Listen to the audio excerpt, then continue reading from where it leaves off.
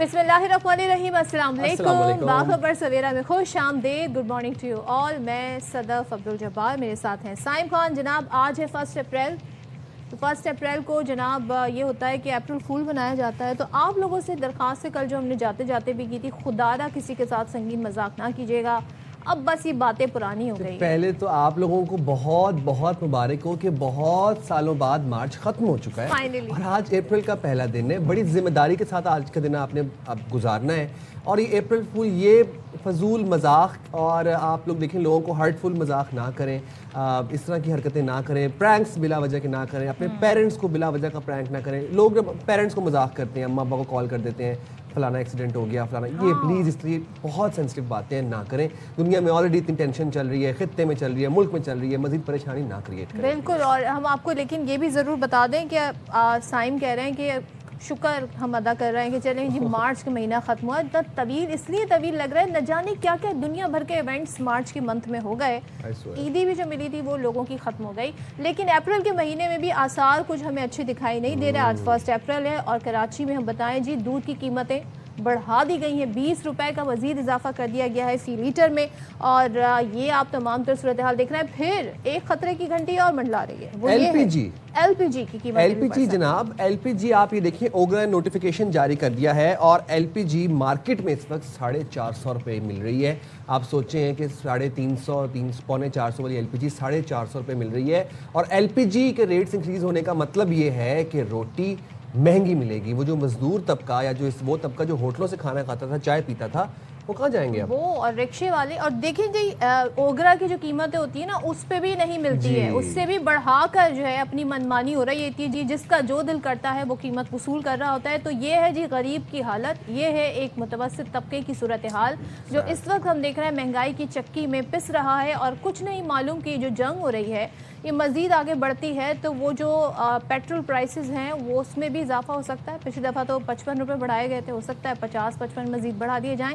तो ये तमाम तर सूरत हाल है और सब सारी चीज़ों का सिर्फ एक ही शख्स जिम्मेदार है, एक ही शख्स, जिसका नाम है डोनाल्ड ट्रंप। तो डोनाल्ड ट्रंप और उनकी फैमिली, उनके बच्चे, उनके दामाद फ़ायदा उठा रहे हैं। वो रोज़ बयान भी दे देते हैं जी कीमत मैं जंग ख़त्म कर सकता हूँ, तो प्राइस नीचे हो जाते हैं, स्टॉक मार्केट ऊपर चली जाती है। लेकिन जब वो कहते हैं जी जंग अभी नहीं ख़त्म होगी, तो फिर हम देखते हैं सिचुएशन रिवर्स हो जाती है। फ़ायदा उनकी फैमिली को आएगा। जी, ये मफाद परस्तों का टोला है जो कि बड़ा स्ट्रेटेजिकली चल रहा है। आप ये सोचें कि डोनाल्ड ट्रंप हो गए, उनके दामाद हो गए, ये स्टॉक्स में, ऑयल्स में, यहाँ पर ये लोग इन्वेस्टमेंट्स उस तब करते हैं कि जब इनको पता होता है कि क्या बयान आने वाला है और उसके मुताबिक फिर इनको फ़ायदा होता है, अच्छा खासा फ़ायदा होता है। भाई दामाद एडवाइज़र बने हुए हैं, दामाद के मशवरे पे जंग शुरू कर दी है। इसी तरीके से और आप ये देखें कि किस तरीके से ख़बरें जो हैं वो आगे बढ़ती हैं, तमाम तर चीज़ें जी लीक होती हैं।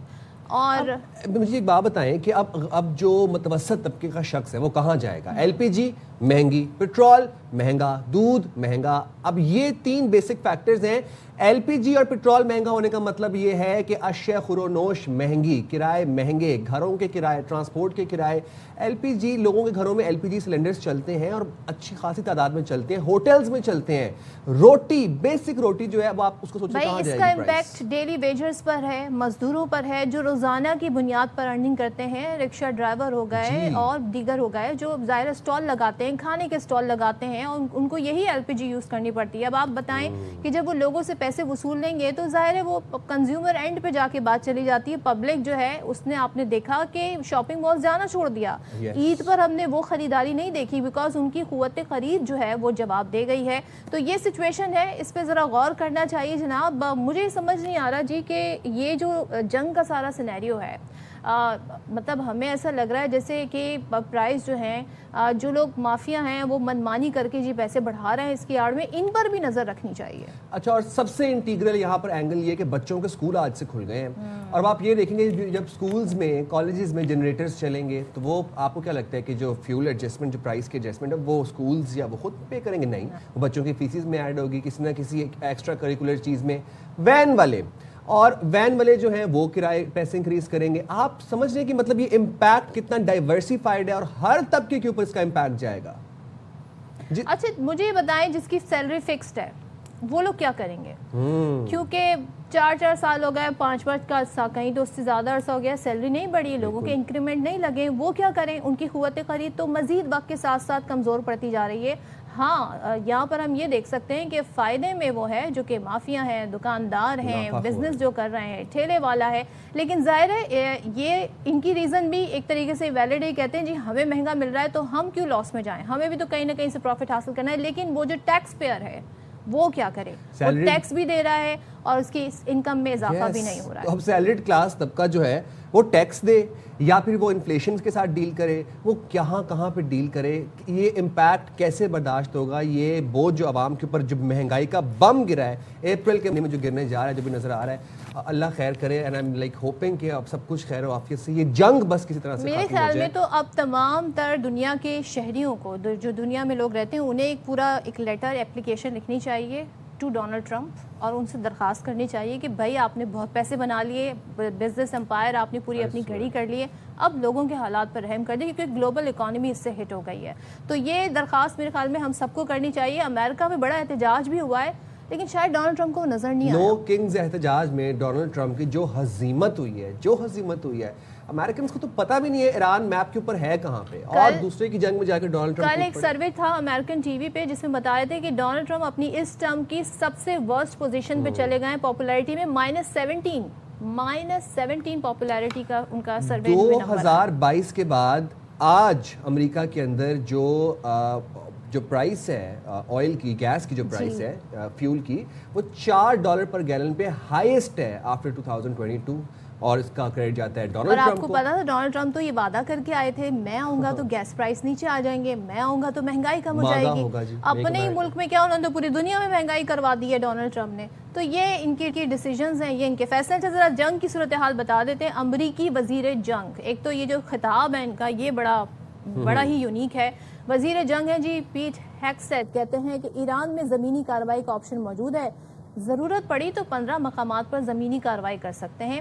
آبنائے ہرمز صرف ہمارا مسئلہ نہیں ہے، دنیا کو آبنائے ہرمز کے لیے کام کرنا چاہیے. ایران کے لیے بہتر ہوگا اگر کوئی معاہدہ ہو جائے. ایران نے معاہدہ مسترد کیا تو مزید سخت حملے کریں گے. یہ ایک ان کی کہتے ہیں نا ایک ایگزیجریٹڈ قسم کی، آپ ہائپربول سے کہہ سکتے ہیں، اس طرح کی باتیں آ کے کرتے ہیں، بتاتے ایسے ہیں جیسے یہ جنگ جیت رہے ہیں.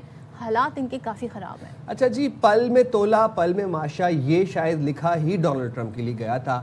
پل پل میں بدلتے بیانات، رات کچھ صبح کچھ، ہر منٹ چینج ہو رہے ہیں. لیکن وہ ان کو اس بات کا شاید ادراک نہیں ہے کہ ان کے منہ سے نکلی بھی بات جو ہے وہ اسٹیٹ پالیسی ہے یا پھر اس کے اوپر سٹاکس میٹر کرتے ہیں. بڑا ادراک ہے انہیں. یہ ان کی اسٹریٹجی، مجھے تو اب یہ لگ رہا ہے کہ یہ ان کی اسٹریٹجی ہے. فائدہ ان کی کمپنی، ان کے داماد، ان کے بچے اٹھا رہے ہیں. اسٹاک ایکسچینج ان کے بیانات پہ اوپر جاتی ہے، ان کے بیانات میں نیچے چلی جاتی ہے. اسی طریقے سے آئل پرائسز کا بھی یہی صورتحال ہے. کہتے ہیں ایران سے جنگ ختم کرنے کا ابھی کوئی ارادہ نہیں. کل کہہ رہے تھے یہ جنگ کسی بھی وقت ختم ہو سکتی ہے، آج کہہ رہے ہیں کوئی ارادہ نہیں ہے. سی بی ایس سے گفتگو کر رہے تھے صدر ٹرمپ. کہتے ہیں آگے چل کر کسی وقت جنگ کے خاتمے پر غور کریں گے. سائم غور کریں گے، ٹھیک ہے. آپ نئے ہرمز پر اب کوئی حقیقی خطرہ نہیں. اب یہ سوچیں آپ کے، مطلب مجھے تو خود ہنسی آ رہی ہے. یہ مضحکہ خیز بیانات ہیں. ہم ایک دن پہلے آپ کو کچھ بتا رہے ہوتے ہیں، اگلے دن ہم آپ کو ٹوٹلی اپوزٹ بیانات بتا رہے ہیں. یہ ہم نہیں بتا رہے، یہ جناب ڈونلڈ ٹرمپ کا مزاج ہی ایسا ہے. اب مختلف ملکوں کو آگے آ کر آبنہ ہرمز کے معاملات سنبھالنے چاہیے. اچھا، اب وہ یہ کہتے ہیں کہ امریکہ کا تو کوئی تعلق ہی نہیں ہے نا اس آبنہ ہرمز سے. جن ممالک کا تعلق ہے وہ اب آ کے آبنہ ہرمز کھلوائیں، میرا تو کوئی تعلق نہیں ہے اور ہم آبنہ ہرمز کھولے بغیر بھی جنگ ختم کر سکتے ہیں. اب یہ ان کا موقف ہے ٹل ڈیٹ. اچھا، آپ مجھے ایک بات بتائیں. یہ جنگ شروع ہوئی تھی جی کہ جو ایٹمی ہتھیار بنا رہا ہے، 3 دن کے بس دوری پر ہے ایران، 3 دن میں وہ ایٹمی ہتھیار بنا لے گا. ہمیں فوری روکنا ہے ورنہ یہ بڑا خطرہ ہے. اور وہ جو کرسٹین لیبٹ ہے جی، وہ یہ کہہ رہی تھی جناب کہ ہم ڈونلڈ ٹرمپ کو ایسا لگا کہ ہم پہ جو ہے وہ حملہ ہو جائے گا، لیکن اب یہ معاملہ آبنائے ہرمز پر آ کے رک ٹھہر گیا ہے. تو کبھی خارق پہ چلا جاتا ہے. آبنائے ہرمز جو کھلی ہوئی تھی اس جنگ سے پہلے، سب آ رہے تھے جا رہے تھے، سب کے تیل آ رہے تھے جا رہے تھے، وہ ڈونلڈ ٹرمپ نے بند کرا دی. اب اس کو کھلوانے کے لیے جی ہر دن روزانہ $2 بلین خرچ کر رہے ہیں. ایگزیکٹلی. اب آپ یہ دیکھیں کہ سارے یورپین الائز نے ڈونلڈ ٹرمپ کو ایسے سفید جھنڈی دکھا دی. اٹلی کیا، فرانس کیا، اسپین کیا، یو کے کیا. کسی نے کہا کہ بھائی ہمارے پاس جو ملٹری بیسز ہیں نا، سب نے کہا یہ جنگ کے لیے استعمال نہیں ہوں گی، ویسے آپ نے لاجسٹکس کے لیے استعمال کرنی ہے تو آپ کر لیں. ڈونلڈ ٹرمپ بڑے خفا ہیں اس بات کے اوپر کہ میرے یورپین الائز نے میرا ساتھ نہیں دیا، اوپر سے رہتے سیدھی کسر نیٹو نے پوری کر دی. نیٹو نے کہا بھائی ہم کیوں آپ کی پرائے کی جنگ میں کودیں، آپ تو بے وقوف تھے، آپ کود گئے اسرائیل کی جنگ میں، ہم کیوں کودیں. اور یو کے کو کیا کہا ہے، کیونکہ نے بول دیا تھا نا کہ جی ہم آپ کی مدد کو اس طرح نہیں آ رہے، گو کہ ان کے بیس جو ہے وہ اڑان بھر رہے ہیں امریکی طیارے ہیں یو کے کی، لیکن اب آبنائے ہرمز کھلوانے ہم نہیں آ رہے. تو ڈونلڈ ٹرمپ کہہ رہے ہیں دیکھیں میرے پاس تو بہت تیل ہے، تو مجھے تو مسئلہ نہیں ہے، جس کو آبنائے ہرمز سے تیل چاہیے وہ جا کے کھلوائے. تو یہ جواب دیا. اچھا جناب، تو باقی جو ان کے اخبارات ہیں امریکہ کے، وہ دعویٰ کر رہے ہیں کہ یہ جنگ اگر ختم بھی ہو جائے تب بھی تہران کی جو گرفت ہے آبنائے ہرمز پہ وہ برقرار رہے گی. اسی پر چلیں جی بات کر لیتے ہیں. ہمارے ساتھ آج گیسٹ موجود ہیں، ان کی طرف چلتے ہیں. بالکل جی، ہمارے ساتھ موجود ہیں بات کرنے کے لیے تہران سے تجزیہ کار ڈاکٹر راشد نقوی صاحب. بہت شکریہ راشد نقوی صاحب، آپ نے پروگرام کے لیے وقت نکالا.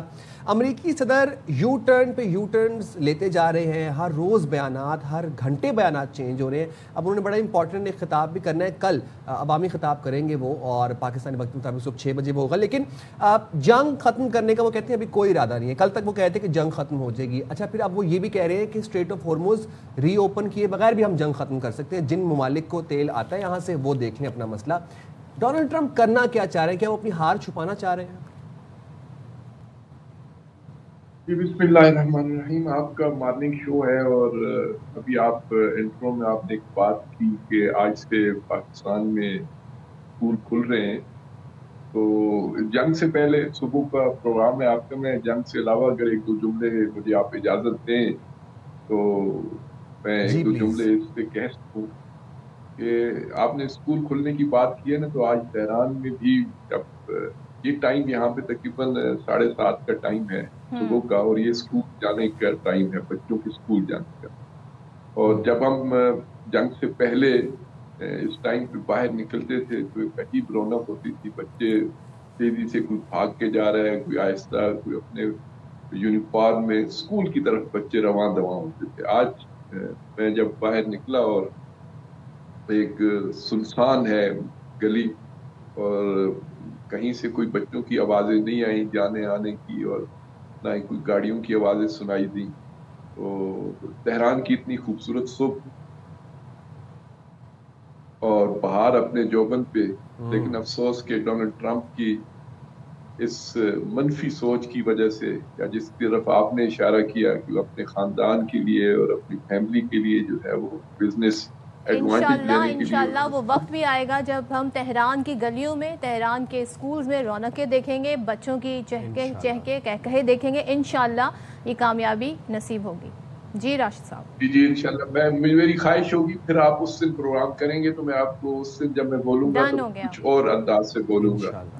جو آپ نے بات کی ہے جنگ کے عنوان سے اور ڈونلڈ ٹرمپ کے بیانات کے عنوان سے، دیکھیں اتنا تضاد ہے اور اس کے اندر اتنے یو ٹرنز ہیں کہ ایک سپر پاور کے پریزیڈنٹ سے یہ توقع نہیں کی جا سکتی. ایک گلی محلے کا اگر چھوٹا موٹا شخص بھی ہو تو اس کی بھی اپنی ساکھ ہوتی ہے، اپنی بات پہ کہیں وہ ٹکتا ہے، کہیں پہ وہ اپنی بات کو کنوے کر کے کسی کو مطمئن کرنے کی کوشش کرتا ہے. اب آپ دیکھیں خود امریکہ کے اندر یہ صورتحال ہے. ان کا ایک CIA کا سابق چیف یہ کہہ رہا تھا کہ میں تو اس جنگ کے عنوان سے ایران کی طرف دیکھتا ہوں کہ وہ کیا کہہ رہا ہے، میں ان کے بیانات کو قبول کرتا ہوں، میں اپنے پریزیڈنٹ سے لے کے جو ان کی ٹیم ہے ان کے بیانات پہ یقین نہیں رکھتا، یہ جھوٹ بولتے ہیں، یہ غلط بیانی سے کام لیتے ہیں. تو ایک پریزیڈنٹ جو اپنے ملک میں اپنے عوام کے سامنے اس کی صورتحال یہ ہے کہ اس پہ اعتماد کرنے کو کوئی تیار نہیں ہے، اور عالمی سطح پہ بھی اب یہی صورتحال ہے. تو اب اس کے بیانات پہ ہم کیا تبصرہ کریں؟ البتہ یہ ایک بات بڑی واضح ہے کہ ایک پریزیڈنٹ کہہ رہے ہیں جی کہ ایران ہم سے مذاکرات کی بھیک مانگ رہا ہے، اور وزیر جنگ یہ کہہ رہے ہیں کہ اگر انہوں نے مذاکرات نہ کیے تو ہم یہ کر دیں گے وہ کر دیں گے. یعنی اس کا مطلب ہے کہ خود ان کے درمیان بھی تضاد ہے. انہیں خود بھی پتہ نہیں ہے کہ ایران کر رہا ہے یا نہیں کر رہا، ایک دوسرے کے خلاف بات کر رہے ہیں. پھر دونوں آپ دیکھیے ٹرمپ نے جو دھمکی دی تھی کہ اگر جی نقوی صاحب مجھے بتائیے گا، آپ نے مذاکرات کی بات کی تو ظاہر ابھی براہ راست آفیشیل مذاکرات تو نہیں ہوئے، لیکن اسٹیو وٹکاف کی جانب سے امریکی نمائندہ خصوصی جو ہیں براہ راست پیغامات مل رہے ہیں تو ایران کو، تو یہ کیا بتاتے ہیں وزیر خارجہ کو ڈائریکٹ ان ٹچ ہیں وہ؟ تو پھر دوسری جگہ پر ہم دیکھ رہے ہیں چین کو گارنٹی کے طور پہ بات کرنے کی جا رہی ہے، باقی ممالک کے وزراء خارجہ آئے کہ انگیج کیا جائے. ایران سے کس نوعیت کی یہ بات چیت جاری ہے وٹکوف کے ساتھ؟ ایران کے فارن منسٹر نے اپنا ایک ٹویٹ کیا ہے کہ وٹکوف جو ہے نا بار بار مجھے میسج بھیج رہا ہے لیکن ایران اس کو کوئی جواب نہیں دے رہا. یعنی اس کا مطلب ہے کہ یہاں سے اس کے لیے کوئی گنجائش نہیں ہے، کوئی ڈائلاگس کے امکانات نہیں ہیں ڈائریکٹ. البتہ ساتھ فارن منسٹر نے یہ بھی کہا کہ ہمارے جتنے ہمدرد ممالک ہیں، بالخصوص پاکستان کی طرف بھی ان کا اشارہ تھا، ترکیہ کی طرف بھی اشارہ تھا کہ یہ لوگ کوشش کر رہے ہیں اور مذاکرات کر رہے ہیں، اور ایران بھی مثبت مذاکرات، اور وہ مذاکرات جس میں ایران کے تحفظات کو دور کیا جائے اور جس کے اندر عالمی اصولوں کی پاسداری کی جائے، اس سے وہ پیچھے نہیں ہٹے گا. تو میں سمجھتا ہوں کہ مذاکرات والے سلسلے میں پاکستان اور ترکیہ اور مصر اور حتیٰ سعودی عرب کا بھی اگر نام لیا جائے ایک اچھی پیش رفت ہے. پھر اسحاق ڈار صاحب جو چائنا گئے ہیں، وہاں پہ جو 5 پوائنٹ کا انیشیٹو سامنے آیا ہے وہ بھی بہت اچھا ہے. بڑا ایک اصولی مجھے موقف نظر آیا. اس کے اندر ایسے لگ رہا ہے کہ وہ جو ایران کے مطالبات ہیں یا جو ایران کی طرف سے ڈیمانڈز ہیں اس کے وہ بہت قریب ہیں، کیونکہ اس کے اندر یونائٹڈ نیشن کو بنیادی طور پہ محور قرار دیا گیا ہے.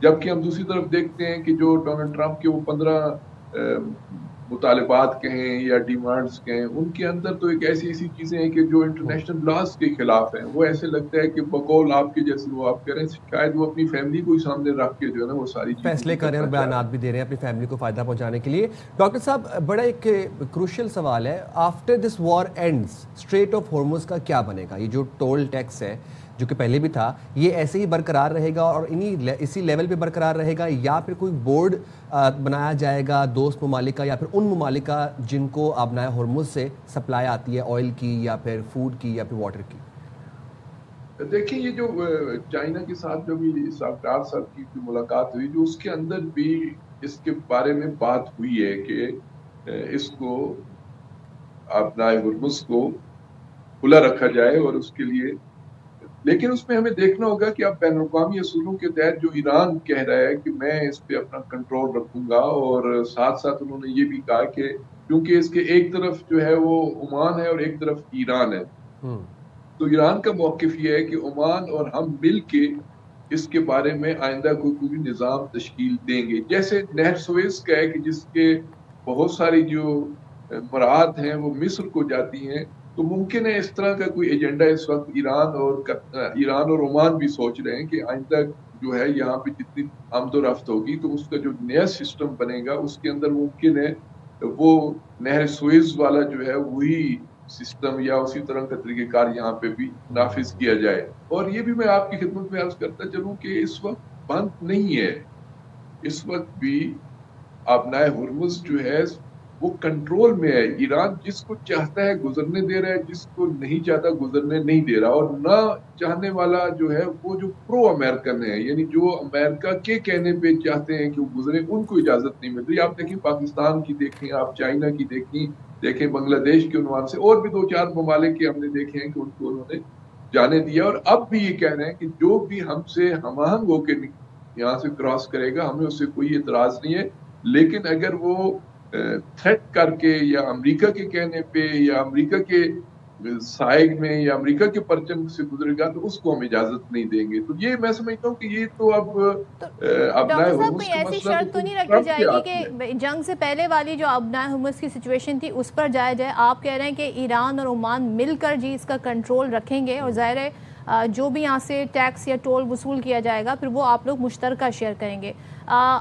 یہ آپ لوگوں کا پوائنٹ ہے، لیکن آپ کو لگتا ہے باقی کنٹریز، گلف کنٹریز اور ایشین دوسری کنٹریز اس بات پہ ایگری کریں گے؟ کیا کریں گے؟ پھر باب المندب جائیں گے تو باب المندب پہ حوثی بیٹھے ہیں، وہ بھی ایران کے ساتھ، تو پھر ٹھیک ہے بغیر تیل کے مزے کریں، آرام سے بیٹھیں. دیکھیں یہ تو ایک انٹرنیشنل لاز کے اندر اب بات آئے گی نا. اگر وہ ایران کی ٹیریٹری ہے اور اس میں عمان کا مدخل ہے تو یہ دونوں ممالک یہ چاہیں تو عالمی قوانین کے اندر یہ کر سکتے ہیں. اب یہ کیسے ہوگا یہ تو آئندہ کی بات ہے نا، یہ تو ابھی ایران نے اناؤنس کیا ہے، لیکن ابھی تک اس نے اپنا کنٹرول رکھا ہوا ہے. مجھے لگتا ہے کہ وہ اس جو جنگ کی جو سزا ہے وہ کسی نہ کسی طریقے سے وہ ان ممالک کو ضرور دیں گے کہ جو امریکہ کے ساتھ کھڑے ہیں اور جنہوں نے ایران کو گزشتہ 47 سال میں سینکشنز کے اندر جکڑا ہوا ہے. تو میں سمجھتا ہوں کہ ایران کو بھی سانس لینے کا ایک موقع مل رہا ہے کہ وہ سینکشن سے بھی نکل سکے اور اس سے حاصل ہونے والی آمدنی سے اپنے ملک کی ترقی کے لیے. بلکہ ہم یہ دیکھ رہے ہیں کہ اس جنگ سے پوری دنیا ہی متاثر ہوئی ہے, خطہ متاثر ہوا ہے, ایران تو ظاہر ہے زیادہ متاثر ہوا ہے, خود امریکہ بھی متاثر ہو رہا ہے. وہاں کی پبلک سڑکوں پر آ گئی ہے انفلیشن کی وجہ سے, اور وہ نو کنگ نو وار کے نعرے بھی لگا رہے ہیں. وہاں پہ جو گیس کے پرائس ہیں, ڈونلڈ ٹرمپ کیا وعدے کر کے آئے تھے, ہو کیا رہا ہے. ذرا ہمیں ایران میں ذرا تھوڑی سی پلس بتا دیجئے کہ کیا وہاں پہ حالات ہیں معاشی طور پہ, پبلک سینٹیمنٹس کیا ہے, اور کتنے ہوپ فل ہیں مذاکرات کے سارے پروسیس کو لے کے ایرانی گورنمنٹ. دیکھیں پبلک سینٹیمنٹس تو جو ہے وہ تھوڑا ان کے اندر جذباتیت زیادہ ہے. ظاہر ہے انہوں نے 2 دفعہ مذاکرات کے درمیان مار کھائی ہے, دوسرے لفظوں میں نا جسے ہم اپنے اس میں کہتے ہیں, دونوں دفعہ جارحیت کا ارتکاب کیا گیا ہے ان کے خلاف اور عین مذاکرات کے درمیان. اس لیے مذاکرات کے عنوان سے امریکہ کا یا دوسرے جیسے ان کے جو اتحادی ہیں ان کا کوئی ٹریک ریکارڈ اچھا تو نہیں ہے نا ایرانی عوام کے لیے. ایرانی عوام تو اب بھی یہ سمجھتی ہے کہ ایسا نہ ہو کہ اب ہم جس پوزیشن پہ آ چکے ہیں اتنی قربانیاں دینے کے باوجود, اس کے باوجود ہمیں میز پہ بٹھا کے پھر ایک دفعہ امریکہ اور اسرائیل تھوڑا سا وقفہ لیں, پھر ایک نئی تیاری کریں, پھر 2 مہینے کے بعد پھر چڑھ دوڑیں. تو یہ تحفظات تو ایرانی عوام کے درمیان موجود ہیں اور اس وقت وہ کہتے ہیں کہ ہمیں سیز فائر نہیں چاہیے, اس وقت ہمیں مستقل بنیادوں پہ امن چاہیے. اس امن کے لیے اگر مذاکرات ہو رہے ہیں یا ہوں گے تو اس کے لیے تو ایرانی عوام یقیناً ساتھ دے گی. نہیں تو اس کے اندر ایک اشتعال ہے اس طرح کے مذاکرات کے بارے میں کہ جو ٹیمپریری ہوں, جس کے اندر کوئی گارنٹر نہ ہو, جس کے اندر ان کے تحفظات اور ان کے مفادات کا خیال نہ رکھا جائے. تو یہ ایک جینوئن بات بھی ہے کیونکہ ایرانی حکومت بھی اسی طرح کی باتیں سوچ رہی ہے اور عوام کے اندر بھی یہ خوف تو ہے نا کہ دوبارہ مذاکرات میں. Right Naqvi sahab, to wind up the entire conversation, مختصراً آپ سے جاننا چاہوں گا کہ جو ایران کی ایک یہ شرط تھی کہ ہمیں گارنٹیئر چاہیے اور مستند گارنٹیئر چاہیے, کیا چین وہ مستند گارنٹیئر ہے؟ کیونکہ چین اوبویسلی لارج اسکیل بائر بھی ہے ایرانین آئل کا. چین ایک گارنٹیئر ہے جو ایران کو قبول ہوگا؟ دیکھیں میں سمجھتا ہوں کہ چین اکیلا شاید کافی نہ ہو, کیونکہ اس 5 پوائنٹس کے جو انیشیٹو ہے اس کے اندر آپ دیکھیں انہوں نے یونائٹڈ نیشن کو محور قرار دیا ہے نا اس کو, تو اس میں پھر ظاہر سیکیورٹی کونسل کو آنا چاہیے. آپ شنگھائی تعاون تنظیم ہے جو ریجن کی بہت بڑی اس وقت آرگنائزیشن ہے, آئندہ کا جو وہ ایک جسے کہتے ہیں کہ دنیا کا مستقبل اس سے وابستہ ہو رہا ہے. اسی طرح برکس ہے, اسی طرح OIC ہے. تو یہ ایک بڑی سطح پہ جا کے میں سمجھتا ہوں کہ ایران کے تحفظات کا اگر خیال کیا جائے تو اس کے مثبت نتائج سامنے آ سکیں گے. ورنہ ہم نے پہلے دیکھا ہے 5+1 جو ان کا عالمی ایٹمی معاہدہ تھا, اس کے اندر دیکھیں یورپی ٹرائیکا بھی موجود تھا, 3 جو ہے وہ ویٹو پاور بھی اس کے اندر موجود تھی. لیکن جب ٹرمپ نے اس معاہدے کو ختم کیا تو اس پہ کوئی کسی نے جسے کہتے ہیں کوئی ایسا ریئیکشن شو نہیں کیا کہ اس معاہدے کو بحال کیا جا سکے. تو اس تناظر میں بھی اگر دیکھا جائے تو ایک بڑی سطح کی جسے کہتے ہیں نا ایک گارنٹی چاہیے ایران کو, اور یقیناً بڑی سطح کی گارنٹی ہی تحفظات کو بھی دور کرے گی اور آئندہ کے جو خطے کے مسائل ہیں یا عالمی مسائل ہیں ان کو دور کرنے میں وہ مؤثر ثابت ہو سکتی ہے. شاید چائنا اکیلا کافی نہ ہو. Rightly said. ٹھیک ہے, thank you so much doctor Rashid Naqvi صاحب ہمارے ساتھ تھے. ونس اگین ہم دعا گو ہیں ایران کے لیے, ایران کی رونقیں بحال ہوں, وہاں پر امن بحال ہو, وہاں کی معیشت پھلے پھولے, ایران ترقی کرے اور ہمارے غزہ میں رہنے والے بھائی بہن بچے بڑے بزرگ سب امن و چین سے زندگی گزارے. جائیں گے چھوٹی سی بریک پہ, حاضر ہوں گے بریک کے بعد. اسٹے دیئر ود اس.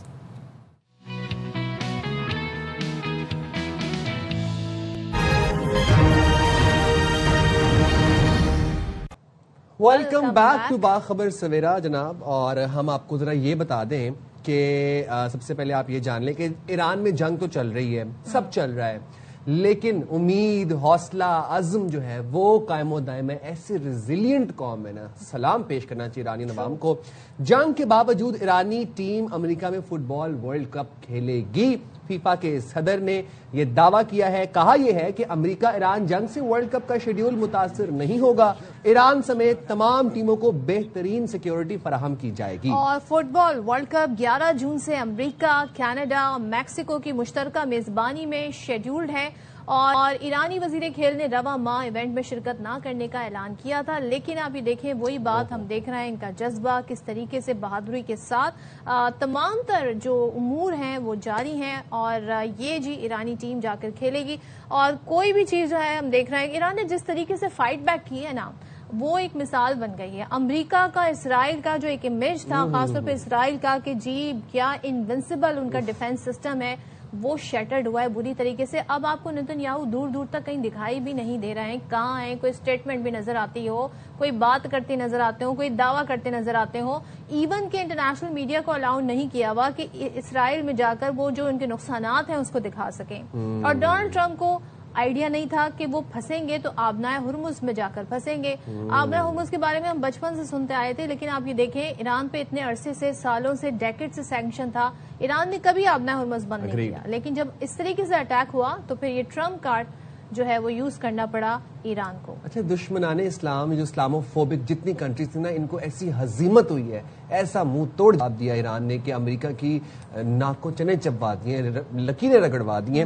آپ کو بتاتے ہیں کہ پاکستان کا جو سفارت کردار ہے، پاکستان ایز اے کی میڈیٹر اب اس پوری جو وار ہے اس میں کردار ادا کر رہا ہے۔ چین اور پاکستان نے مشرق وسطیٰ میں امن کے لیے 5 نکاتی منصوبہ پیش کیا۔ کل وزیر خارجہ deputy prime minister Ishaq Dar صاحب نے ایک روزہ دورے کے لیے چین گئے۔ جب وہ چین گئے تو پھر ان کے جو کاؤنٹر پارٹ تھے، جو ان کے ہم منصب تھے، انہوں نے ان کو چین میں رکنے کے لیے ایک دن آرام کے لیے انہوں نے کہا کہ آپ آرام کر لیں، تو آپ بیجنگ میں رکیں، تو وہ پھر رات رک گئے ان کی ریکویسٹ کے اوپر، اور پھر رات کو وہاں پر ڈاکٹرز کی ٹیم بھی بھیجی گئی۔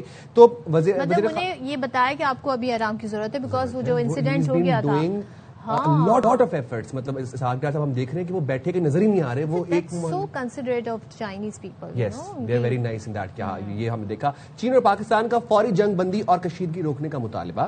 بیجنگ میں چینی وزیر خارجہ اور اسحاق ڈار کی ملاقات ہوئی، جلد امن مذاکرات شروع کرنے پر اتفاق ہوا۔ ایران اور خلیجی ملکوں کی خود مختاری، علاقائی سالمیت کے تحفظ پر زور دیا گیا۔ تو تمام فریقین کو جی مذاکرات کے دوران طاقت کے استعمال یا دھمکی، ظاہر سی بات ہے جب آپ ڈائلاگ کی ٹیبل پر بیٹھتے ہیں نا تو پھر آپ دھمکی نہیں لگاتے ہیں، تو طاقت کے استعمال اور دھمکی سے گریز کرنے کی تلقین کی گئی ہے۔ اچھا، ترجمان دفتر خارجہ یہ بھی بتاتے ہیں کہ تنازعات کے پرامن حل کے لیے مکالمہ یعنی ڈائلاگ، سفارتکاری اور واحد یہ ایک مؤثر راستہ رہ گیا ہے۔ شہریوں اور غیر فوجی اہداف کے تحفظ کی اصول کی پاسداری پر زور دیا۔ ایران میں آپ نے دیکھا بچوں کے اسکول پر اٹیک کیا تھا امریکہ نے، جبکہ جنگ میں ہمیشہ یہ ہوتا ہے کہ سول مقامات جو ہیں، پبلک پلیسز جو ہیں، ان کو نشانہ نہیں بنایا جاتا ہے، لیکن امریکہ کی جانب سے کیا گیا۔ آبنائے ہرمز اور مہلکہ سمندری راستوں کو عالمی تجارت اور توانائی کے لیے اہم قرار دیا گیا۔ اس کی اہمیت اب سامنے آ رہی ہے اور تجارتی اور شہری جہازوں کی جلد و محفوظ آمد و رفت بحال کرنے کی اپیل گئی ہے۔ تو ایران کا پاکستان کی مثبت سفارتکاری کی کوششوں کا خیر مقدم، اور پاکستان میں ایرانی سفیر رضا امیری نے ایکس پر لکھا، ایران برادر ملک پاکستان کی خیر سگالی اور مثبت سفارتی کوششوں کو سراہتا ہے۔ تو جی پھر اسی حوالے سے بات کر لیں گے، ہمارے ساتھ موجود ہیں میرے قومی سلامتی امور سید محمد علی صاحب۔ بہت شکریہ محمد علی صاحب، آپ نے پروگرام کے لیے وقت نکالا۔ چین اور پاکستان نے خلیج اور مشرق وسطیٰ میں امن و استحکام کے لیے 5 نکاتی منصوبہ پیش کر دیے، فوری جنگ بندی اور کشیدگی روکنے کا مطالبہ کیا گیا ہے۔ یہ کتنی اہم پیش رفت ہے؟ میں سمجھتا ہوں جناب یہ ایک پاکستان کا بہت ہی تاریخ ساز کردار ہے، اور میں مختصراً آپ کو یاد کرانا چاہوں کہ 1971 میں جس طرح پاکستان امریکہ اور چین کو ایک دوسرے کے قریب لانے میں اور ایک عالمی تصادم کے خطرے کو کم کرنے میں جس طرح کلیدی کردار ادا کیا تھا، الحمدللہ آج بھی دنیا ایک بڑی عالمی جنگ کے دہانے پہ کھڑی ہے، اور آج بھی پاکستان ہی ہے جو کہ نہ صرف چین، امریکہ، بلکہ بیک وقت عرب دوست اور بھائی جو ہیں ہمارے جو ایرانی بھائی ہیں، اور ساتھ ہی ساتھ روس کا بھی اعتماد انجوائے کرتا ہے، بلکہ UN سیکرٹری جنرل نے بھی پاکستان کی سفارتی کوششوں کی تعریف کی ہے۔ تو آپ دیکھیں کہ اس وقت پاکستان جو ہے وہ ایک ایسے وقت میں جبکہ اقوام متحدہ، عالمی قوانین، انسانی حقوق اور ان تمام معاملات پہ دنیا کا اعتماد مجروح ہو رہا ہے، ایک امید اور امن اور ذمہ داری کی کرن بن کر ابھرا ہے عالمی برادری کے سامنے۔ اور آپ دیکھیں کہ چاہے ہمارے عرب بھائی ہوں چاہے ہمارے ایرانی بھائی ہوں، وہ بیک وقت ہماری سفارتی کوششوں کی تعریف بھی کر رہے ہیں، ہم پہ اعتماد کا بھی اظہار کر رہے ہیں. ساتھ ہی ساتھ میں سمجھتا ہوں کہ یہ جو جنگ کا اس وقت جو سٹیج ہے وہ بڑی کرٹیکل ہے، کیونکہ اگر یہ مذاکرات جو ہے کامیاب ہوتے ہیں تو انشاءاللہ یہ خطہ ہمارے ایرانی بھائی مشرق وسطیٰ یہ ایک بہت بڑی تباہی سے بچ جائے گا. اور مجھے بہت امید اس وجہ سے ہے کہ جو اشارے اس وقت واشنگٹن سے آ رہے ہیں، چاہے وہ صدر ٹرمپ کی جانب سے ہوں، چاہے ان کے وزیر دفاع یا وزیر وار پیٹ ہیگسیٹ کی جانب سے ہوں، ان کے چیئرمین جوائنٹ چیف کی جانب سے ہوں، یا مارکو روبیو جو ان کے سیکرٹری آف اسٹیٹ ہے ان کی جانب سے ہوں، وہ بڑے مثبت ہیں اور بڑی کلیئر سگنلنگ واشنگٹن سے کی جا رہی ہے کہ وہ ڈی ایسکیلیشن چاہتے ہیں اور جنگ چند ہفتوں کے اندر ختم کرنا چاہتے ہیں. اور اس کی ایک اور وجہ چین کا بڑا امپورٹنٹ رول اس لیے ہے کہ آپ جانتے ہیں کہ اگلے ماہ صدر ٹرمپ نے چین کا دورہ کرنا ہے، تو یقینی طور پہ وہ چاہتے ہیں کہ اس جنگ کو ختم کیا جائے ان کے چین کے دورے سے پہلے. تو میں توقع کرتا ہوں چین کا اس میں بڑا امپورٹنٹ رول ہے، کیونکہ ہمارے ساتھ ساتھ چین بھی جو ہے وہ ایران کو بھی قائل کرنے کی یہ استعداد و صلاحیت رکھتا ہے، کیونکہ چین آپ جانتے ہیں کہ ایران کی سب سے بڑی تیل کی منڈی بھی ہے، اور جو ان کے میزائلوں کی ایکوریسی ہے اس میں بہرحال اس بات کو ریکگنائز کرنا چاہیے، اس میں چینی معاونت شامل رہی ہے. اور ساتھ ہی ساتھ ان کے پاس ویٹو پاور بھی ہے یو این سیکورٹی کاؤنسل میں. ویٹو پاور کا آپ نے ذکر کیا سید محمد علی صاحب، سوری ٹو انٹرپٹ یو، لیکن ابھی ہماری بات ہو رہی تھی ڈاکٹر راشد نقوی صاحب سے، تہران سے ہمارے ساتھ تھے. وہ یہ کہہ رہے تھے دیکھیں جی اس سے پہلے بھی بہت سارے ایسے معاہدے تھے، ویٹو پاور بھی تھی چائنا کے پاس، اس کے باوجود بھی امریکہ نے یہی سب کچھ کیا. 2 دفعہ مذاکرات ہوئے اور دونوں دفعہ ہم نے دیکھا کہ ایک طریقے سے بیک سٹیبنگ کی گئی ہے ایران کی، اور مذاکرات کو آڑ بنا کر ایران پر اٹیک کیا گیا. اب وہ یہ کہتے ہیں جی تنہا چین گارنٹر کافی نہیں ہوگا، اور کنٹریز کو بھی آنا پڑے گا. اب آپ مجھے بتائیے وہ اور کون سی کنٹریز ہو سکتی ہیں ادر دین چائنا جو کہ ایک مضبوط گارنٹر کے طور پہ سامنے آ سکتی ہیں اس جنگ کو رکوانے کے لیے؟ دیکھیے اس میں 2 پہلو ہیں، ایک تو عالمی قانون اور گارنٹر کا معاملہ ہے، اور دوسرا جو اس وقت جنگ کے زمینی حقائق ہیں ان کا معاملہ ہے. میں پہلے دوسرا معاملہ آپ کے سامنے واضح کرنا زیادہ ضروری اس لیے سمجھتا ہوں کہ امریکہ جو ہے جنگ بندی پر اور مذاکرات پہ کیوں مائل ہوا ہے. کیا ان کو اچانک عالمی قوانین اور عالمی اداروں اور عالمی امن سے محبت پیدا ہو گئی ہے؟ بھائی جو ایران نے جس بہادری اور ہمت کا مظاہرہ کیا ہے اس کے نتیجے میں وہ مجبور ہوئے ہیں مذاکرات پہ. تو یہ وہ حقیقت ہے جس کو ایرانی بالکل صحیح سمجھتے ہیں، اور آپ نے بالکل صحیح کہا ان کو اعتماد تو نہیں ہے امریکہ کے اوپر، لیکن وہ یہ سمجھتے ہیں کہ ہم نے جو بہت بھاری قیمت امریکہ سے وصول کی ہے اس جارحیت کی، اس کے نتیجے میں وہ ہم پہ راضی ہوئے ہیں. تو میں سمجھتا ہوں کہ گارنٹی جو ہے وہ تو آنے والا وقت ہی دے گا، لیکن یہ بہرحال ہمیں اپنے ایرانی بھائیوں کو سمجھانا چاہیے کہ ابھی آپ نے بہت جرأت و بہادری کا مظاہرہ تو کیا ہے، لیکن اگر جنگ طول اختیار کرتی ہے اور امریکہ مزید فرسٹریٹ ہوتا ہے تو وہ آپ کو پہلے سے بہت زیادہ نقصان پہنچانے کی صلاحیت رکھتا ہے. وہ آپ ابھی تو تیل کی ترسیل کے نظام پہ اثر پڑا ہے گلف آف ہرمز سے، اگر امریکہ جس طرح کے وہ تھریٹن کر رہے ہیں ان کی آئل پروڈکشن کی فیسلٹی کو نقصان پہنچا دے تو پھر تو ایران کی پوری معیشت کولیپس کر جائے گی، اور دنیا میں جو تیل ہے وہ $200 سے $300 تک جا سکتا ہے. تو اس کا متحمل نہ امریکہ ہو سکتا ہے نہ ایران ہو سکتا ہے. اس لیے اس وقت ایشو اعتماد اور گارنٹی سے زیادہ یہ ہے کہ اس خطے کو اور خود ایران کی عوام اور قوم کو اور ملک کو مزید نقصانات سے بچایا جائے. Rightly said. ٹھیک ہے، بالکل ٹھیک ہے. بہت شکریہ سید محمد علی صاحب، آپ ہمیں اپڈیٹ کر رہے تھے اور آپ نے بڑی اچھی ڈیٹیل سے ہمیں انلائٹن کیا. Thank you very much for that. تو اب ذرا بات کر لیتے ہیں کچھ کھیلوں کے میدان سے. ہم بات کریں گے ہمارے اپنے برانڈ پی ایس ایل کی، جس کو ہم نے پال پوسٹ کیا، آج اتنا بڑا کر دیا ہے کہ ماشاءاللہ پوری دنیا میں پی ایس ایل کا نام ہے، اور خاص طور پر پڑوسی ملک جو ہے نا ہمارا بھارت، ان کو بڑی جلن ہوتی ہے. وہ میں اکثر ان کی ٹویٹس وغیرہ بھی دیکھتے رہتا ہوں، بہت پروپیگنڈا کریں بعد میں پی ایس ایل میں، بٹ جلنے والوں کا منہ کالا ہمارے ٹرکس کے پیچھے لکھا ہوتا ہے. تو پی ایس ایل میں پشاور زلمی اور اسلام آباد یونائیٹڈ کے درمیان میچ بارش کے باعث منسوخ کر دیا گیا ہے. قذافی اسٹیڈیم لاہور میں گزشتہ روز کھیلے جانے والے اس اہم میچ میں مسلسل بارش اور آندھی کے باعث پہلے ٹاس جو تھا وہ تاخیر کا شکار ہوا. تاہم موسم بہتر نہ ہونے پر میچ کو منسوخ کرنے کا فیصلہ کیا. یہ بڑی غیر معمولی قسم کی بارش ہو رہی ہے ٹو بی آنیسٹ، ورنہ بارش ہوتی تھی اکثر و بیشتر ہم دیکھتے تھے میچ کے دوران بارش ہوتی تھی، تھوڑی دیر کے لیے میچ روک دیا جاتا تھا، پھر میچ ریزیوم ہو جاتا تھا. بٹ جب ژالہ باری ہو، جب گولے پڑ رہے ہو، مطلب وہ बर्फानी जो है ना ओले पड़ रहे हो, मैंने गोले कह दी। नहीं, यू आर राइट। जंग सिनेरियो में जब आप बात करते हैं ना, अरे ओला आप सही कह रही हैं, ओला इतना होता है बड़ा कि पब्लिक जो है ना अभी जंग के मौजू से निकले तो लेकिन आप देखें कि ओले का साइज ये होता है, ये जो बर्फानी गोले पड़े, ये जिसपे रिक्शों की छत, रिक्शों की जो ऊपर रूफ होती है उसमें डेंट, सोलर प्लेट्स में डेंट, बिल बोर्ड्स फट। ये मैंने अपनी पूरी लाइफ में लाहौर में कभी ऐसा हेल स्टॉर्म नहीं देखा जैसा ये हेल स्टॉर्म है। ये इस्लामाबाद में लास्ट ईयर आया था, लेकिन ये आप सही कह रहे हैं कि हमने लाहौर में तो आपने कराची में देखा था जो भी रमजान में आया, कराची में जो हुआ था, क्या हो रहा है? बिल्कुल ऐसे ही था, और अभी मजीद भी इस हवाले से प्रेडिक्शन है। अच्छा, अब इस दौरान में मैचेस भी हो रहे हैं, लेकिन कल का मैच नहीं हो सका। तो गुज़िश्ता रोज जो मैच था, उस अहम मैच में मुसलसल बारिश और आंधी, यानी एक फैक्टर ये है कि आंधी भी साथ साथ है।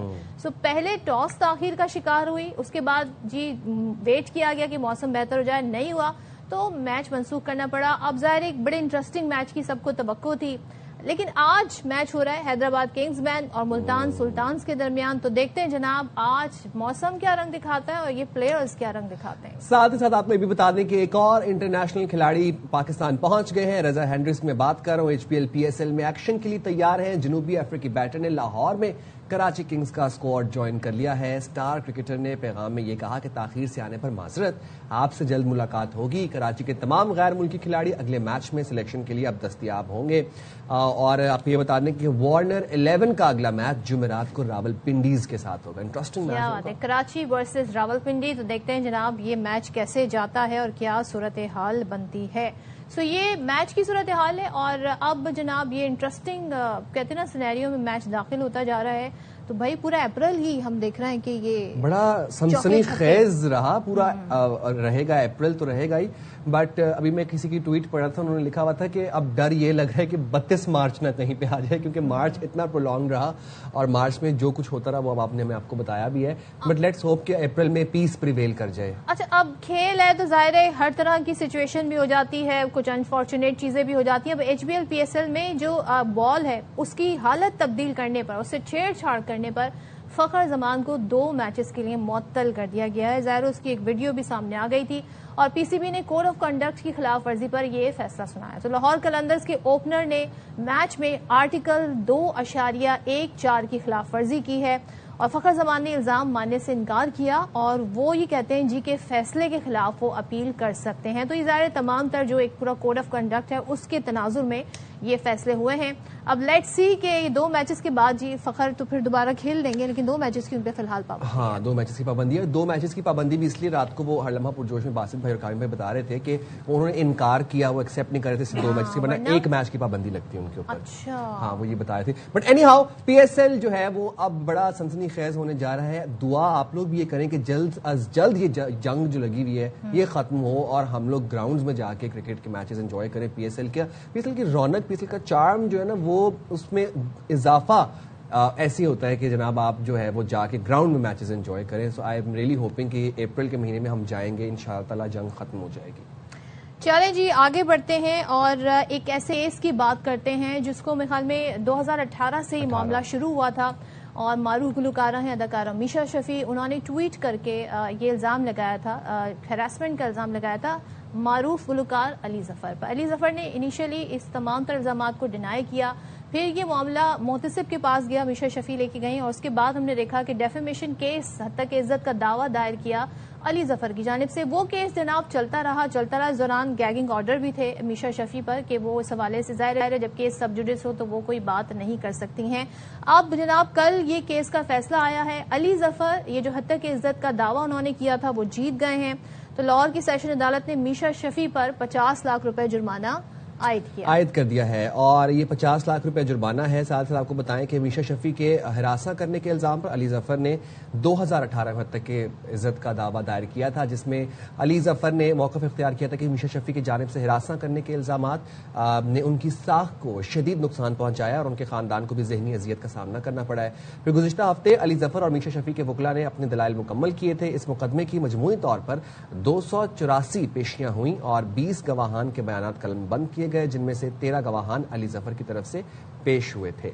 तो ये अपडेट है इस तमाम तर केस की और मीशा शफी के ऊपर अब 50 लाख रुपए जुर्माना आयद किया गया है सिंस वो हत्या के इज्जत केस हार गई हैं। تو اسی حوالے سے بات کر لیں گے. پھر ہمارے ساتھ علی ظفر وکیل عمر طارق گل موجود ہیں. بہت شکریہ عمر صاحب, آپ نے پروگرام کے لیے وقت نکالا. علی ظفر میشا شفیع کے خلاف حد تک عزت کا کیس جیت گئے ہیں. عدالت نے میشا شفیع پر 50 لاکھ روپے جرمانہ بھی عائد کیا ہے. اس کیس اور فیصلے سے متعلق بتائیے گا. Basically, in 2018, Misha Shafi has labeled this false allegation against Ali Zafar, اور اس کو اسی دن علی ظفر نے کیٹیگوریکلی ڈینائی کیا تھا, اور یہ بات کیٹیگوریکلی کہی تھی کہ he will pursue his legal remedy. So 2018 میں علی ظفر نے یہ ڈیفیمیشن سوٹ فائل کیا اور 13 witnesses, آئی witnesses پروڈیوس کیے with documentary evidence, messages, videos and everything to show کہ یہ ایلیگیشن فالس تھے. میشا شفیع نے ٹوٹل 7 witnesses پریزنٹ کیے جن میں کوئی بھی آئی وٹنس نہیں تھا. تو بیسکلی کورٹ نے سارا ایویڈنس دیکھنے کے بعد یہ ڈکلیئر کیا ہے کہ فالس ایلیگیشن تھے میشا شفیع کی. اچھا, یہ ہراسمنٹ کا ایشو تو نہیں تھا طارق صاحب, یہ تو جو حد تک عزت کا دعویٰ ہے یہ کیس وہ جیتے ہیں. تو وہ جو ہراسمنٹ والا ایشو تھا, کیا آپ سمجھتے ہیں کہ وہ اپنی جگہ ابھی بھی اسٹینڈ الون ہے, کیونکہ میشا شفیع کے وکیل نے سیشن کورٹ کے فیصلے کو لاہور ہائی کورٹ میں چیلنج کرنے کا عندیہ دیا ہے؟ دیکھیں, یہ جو ڈسٹرکٹ جج صاحب تھے آصف حجاز صاحب, یہ کیس ہو رہے تھے ان اوریجنل سول جسٹرکشن. تو this is the ultimate court جو سول ڈسپیوٹس کو ڈیسائیڈ کرتی ہے. جو ابرٹس پرسن کا فورم ہے وہ ہائی کورٹ تک تو وہ ہار چکی ہے, سپریم کورٹ میں اپیل پینڈنگ ہے. لیکن جب سول کورٹ نے اور الٹیمیٹ کورٹ نے اس کا decision after recording of evidence دے دیا ہے, تو آئی ڈونٹ تھنک سو کہ اس کی اب کوئی ویلیو رہی ہے. رائٹ. اچھا, اور کچھ ٹیکنیکل چیزیں بھی آپ سے جاننا چاہیں گے سنس آپ اس کیس کو خود ڈیل کرتے سنگل ہینڈلی. مقدمے کے اخراجات سے متعلق جو عدالتی فیصلے میں لکھا گیا ہے وہ کیا لکھا گیا ہے؟ کیا جرمانے کے ساتھ اس کی ادائیگی کا بھی کچھ کہا گیا ہے؟ کاسٹ تو کورٹ نے نہیں دی, لیکن یہ بہت کم ڈیمیجز کورٹ نے دی ہے. You need to understand one thing جی, یہ جو اماؤنٹ کورٹ نے دی ہے یہ بالکل کوئی اس کو جسٹیفائی نہیں کرتی جو علی کو لاس ہوا ہے, اور جو ریپوٹیشنل لاس ہوا ہے, اور جس ٹرامے سے علی اور اس کی family through out these 8 years گزرے ہیں, یہ اس کو جسٹیفائی نہیں کرتا. لیکن ہماری جو بیسک کنسیڈریشن تھی وہ یہ تھی کہ جو آپ نے ہم پہ ایک فالس ایکوزیشن لگایا اور ہمیں لیبل کر دیا ہے ریسر, اس پہ ہمیں ونڈیکیٹ کرے. اور کورٹ نے یہ ڈیکلیریشن دی ہے کہ جو ٹویٹ تھی اور جو انٹرویو تھا میشا کا لیبلنگ فالس ایلیگیشن وہ فالس ہے اور ڈیفیمیٹری. اچھا, اس وقت آئی ریمبر شاید ورک پلیس ہراسمنٹ کی کوئی ایسی لیجسلیشن نہیں ہوئی ہوئی تھی, یہ بعد میں لیجسلیشن ہوئی ہے, correct me if I am wrong. تو آپ کو لگتا ہے اب جب وہ کیس دائر کرنے جا رہے ہیں میشا شفیع کے وکیل, تو وہ بنیاد بڑا یہ جو لیجسلیشن جو نہیں ہوئی ہے بڑے اسٹرانگ پلیٹ فارم انہیں فراہم کر سکتے ہیں؟ میں تھوڑا سا اس کو ایکسپلین کر دیتا ہوں. لیجسلیشن تو آلریڈی there was legislation, یہ 2010 کا ایکٹ ہے, تو legislation was there. So there was 2 remedies available. One remedy was available to Misha and one remedy to Ali Zafar. Misha نے ایک ریمیڈی اویل کی, ہمارے خیال سے وہ ریمیڈی ان کی نہیں تھی, but she has availed that remedy اور وہ ہائی کورٹ تک ڈسمس ہو گیا. This was my suit, this was Ali Zafar suit seeking justice کہ جی ایلیگیشن لگائے ہیں میشا شفیع نے against me that was false and defamatory, اور ایک ملیشیس کمپین میرے خلاف کی گئی. تو یہ میں نے ریمیڈی اپنی اویل کی. جو ڈیفینیشن لا ہے وہ ان ایکسکلوژن ہے آف ہراسمنٹ لا, وہ ریمیڈی اویلیبل ان کے لیے ہے, یہ ریمیڈی میرے لیے ہے. میں نے یہ اسٹیپ لی ہے, اور علی ظفر نے کورٹ میں آ کر یہ برڈن اپنے پہ ڈسچارج کرنے کی کوشش کی ہے to show that these allegation are false. Actually under the defamation law all the allegation, جو کوئی بھی ایلیگیشن لگاتا ہے, the burden of proof is on the defendant to show the allegation are true. But ہم نے اس سے beyond جا کے 1 سال کے اندر 13 آئی وٹنسز پروڈیوس کیے, اور انہوں نے کورٹ میں آ کر اپنی 1 سال میں ساری ایویڈنس کنکلوڈ کی. It took Meesha around 6 years to produce 7 witnesses. سو ہم نے videos, messages, Hare conduct during this incidents, Hare conduct after these incidents, اور پھر اسپیشلی 2 انسیڈنٹس کو اسپیشلی آپ کو بتانا چاہوں گا. ایک سیکنڈ انسیڈنٹ جو وہ سو کالڈ کوٹ کرتی ہیں, اس میں ایک پکچر کو وہ کہتی ہیں this was the act of sexual harassment and this was cross examined and she admitted that she posted that picture on Hare social media. ٹھیک ہے، لیٹس سی کہ اب یہ معاملہ آگے کس طریقے سے جاتا ہے. آپ نے ایکسپلین کر دیا ورژن علی ظفر کی سائڈ سے. تھینک یو سو مچ. ایک دل صاحب ہمارے ساتھ ہیں. دیکھیے جب اس طرح کے ہائی فائی کیسز ہوتے ہیں تو میرا ایک چھوٹا سا مطالبہ ہے، کیونکہ یہ آپ کی بڑی جو اخلاقیات ہیں، جو ویلیوز ہیں، آپ کی سیکشن آف سوسائٹی ہے جو کہ خواتین پر بھی مشتمل ہے، ظاہر ہے ورکنگ ویمن ہے. یہاں پر ہم ظاہر ہے یہ بات کرنا چاہ رہے ہیں کہ اس کی بڑی ٹرانسپیرنٹ ساری چیزیں ہونی چاہیے تھی. جانی ڈیپ اور ایمبر ہرڈ کی آپ نے دیکھی ہوگی لائیو، باقاعدہ اس کی جو ہیئرنگ تھی اس کی کوریج آیا کرتی تھی.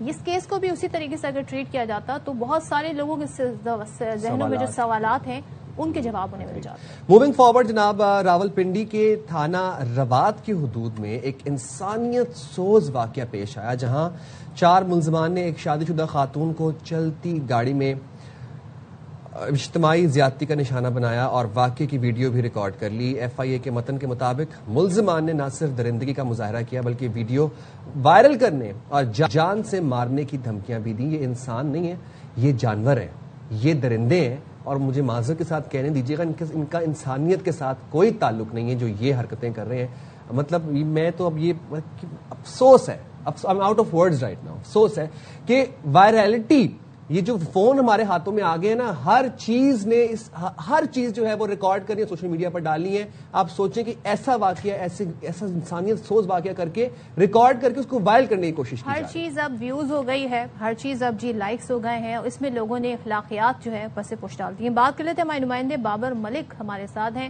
بابر ذرا بتائیے گا، تفصیلات تو ظاہر سامنے آ گئی ہیں. پولیس نے گرفتار کیا ملزمان کو، کیا تمام تر ملزمان گرفتار ہو گئے؟ ایکشن کیا ہونے جا رہا ہے اب ان کے خلاف؟ بہت شکریہ. یہ تھانہ روات کے علاقے میں افسوسناک واقعہ ہوا. تفصیل تو آپ نے بتا دیا کہ 19 سالہ شادی شدہ 2 بچوں کی ماں کو زیادتی کا نشانہ بنایا گیا، ویڈیو وائرل کرنے کی دھمکیاں دی گئی. لیکن یہ رمضان سے پہلے خاتون خاموش رہی. پھر 29 مارچ کو یہ مقدمہ درج ہوا.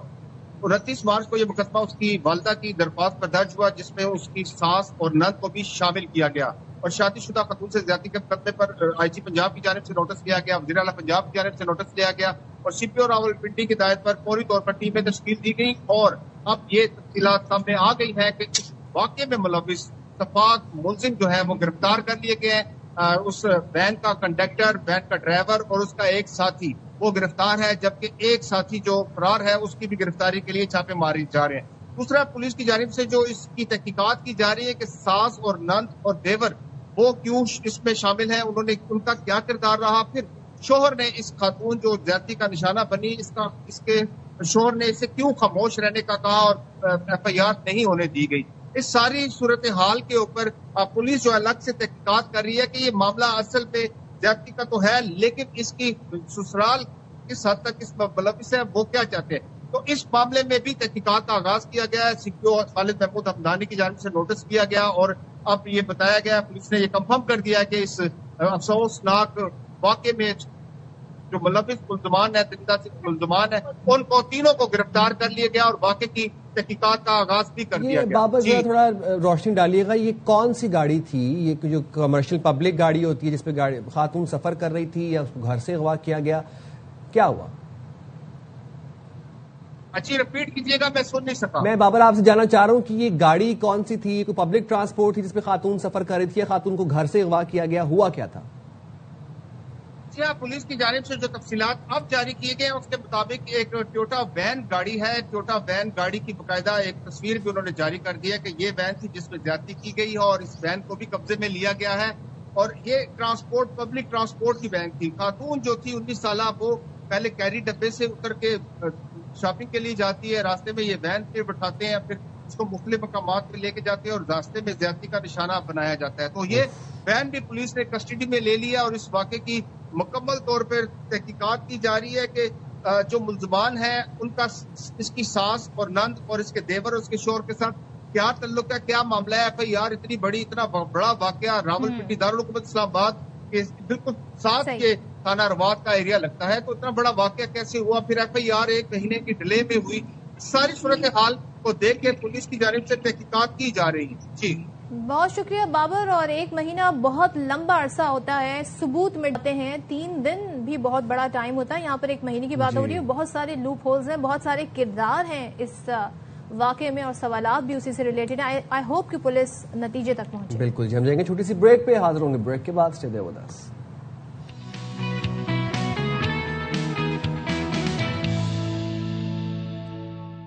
वेलकम बैक टू बाखबर सवेरा. अच्छा जी, जैसे कि प्रोग्राम के शुरू में हमने आपको बताया था कि भाई मार्च की हम बातें कर रहे हैं, अप्रैल का महीना खुदा खुदा करके आया है, लेकिन इसमें भी जो अच्छी खबर है वो नहीं आई, क्योंकि अवाम पहले ही महंगाई के बोझ तले दबी हुई है. अब कराची में हम देख रहे हैं कि कमिश्नर कराची ने दूध की सरकारी कीमत में इजाफे का नोटिफिकेशन जारी कर दिया है, और नोटिफिकेशन ये बताता है जी कि कराची डिवीजन के लिए दूध की जो सरकारी कीमत है वो 240 रुपए फी लीटर मुकर्रर की गई है. और ये बड़ा मुतालबा था जी पोल्ट्री फार्मर्स का, और खास तौर पे जो हम देख रहे हैं कि फार्म रेट जो बताया जा रहा है 215 रुपए, होलसेल रेट 225 रुपए. तो ये तो पहले हमें रमजानों में हमारी सिंध गवर्नमेंट से बात हो रही थी, तर्जुमान थी सिंध हुकूमत की, वही कह रही थी पैसे नहीं बढ़ने देंगे. सादिया साहिबा हमारे साथ थी, वो कह रही थी ऐसा बिल्कुल नहीं होगा, लेकिन हमने ये एक पैटर्न, एक ट्रेंड नोटिस किया है कि जो ये कहते हैं वो करके दिखाते हैं. वो चाहे ईद से पहले करे या ईद के बाद करे, चाहे जो वो आटे के प्राइस हो, चाहे वो चीनी की हो, चाहे वो दूध के प्राइस. बिल्कुल जी. तो जो वो नहीं कहते वो भी वो करके दिखा देते हैं, और हम ऐसे हाथ पे हाथ धरे बैठे रहते हैं. दूध की कीमत में 20 रुपए फी लीटर का ऐलान शहरियों के लिए एक और माली बोझ का बायस बन गया है. पिछले घंटे के आगाज में हम एलपीजी को रो रहे थे, इस घंटे के आगाज में जनाब हम दूध को रो रहे हैं. जो पहले ही रोजमर्रा की महंगाई से परेशान लोग हैं वो कहां जाएंगे? ये तो अशिया खुरोनोश की बात कर रहे हैं, हम नीड्स की बात हो रही है, यहाँ पे तो वांट्स की बात हो ही नहीं रही. सैलरी क्लास तबका, मतवसत तबका कहाँ जाएगा इस इजाफी बोझ के साथ? कहाँ जाएं? और आप मुझे बताएं कि सिंध गवर्नमेंट ने कहा था कि जी करके दिखाएं, हम नहीं होने देंगे, हम अवाम के साथ हैं, और ऑलरेडी बड़ा इसमें रिलीफ दिया हुआ है. लेकिन ये क्यों हो गया, कैसे हो गया, वो वादे कहाँ गए? बहुत ज्यादा दूर की बात नहीं हम कर रहे हैं, अभी की बात कर रहे हैं, क्योंकि इन्होंने कहा था जी, डेयरी फार्मर्स ने ये कहा था कि हम ईद के बाद पैसे बढ़ाएंगे, और उन्होंने पैसे बढ़ा दिए हैं. अरे वो डेडलाइन भी देते हैं ना साथ में, कि ये डेडलाइन है, अभी यहाँ इस डेडलाइन तक अगर नोटिफिकेशन जारी ना किया गया तो हड़ताल हो जाएगी, दूध मिलना बंद हो जाएगा.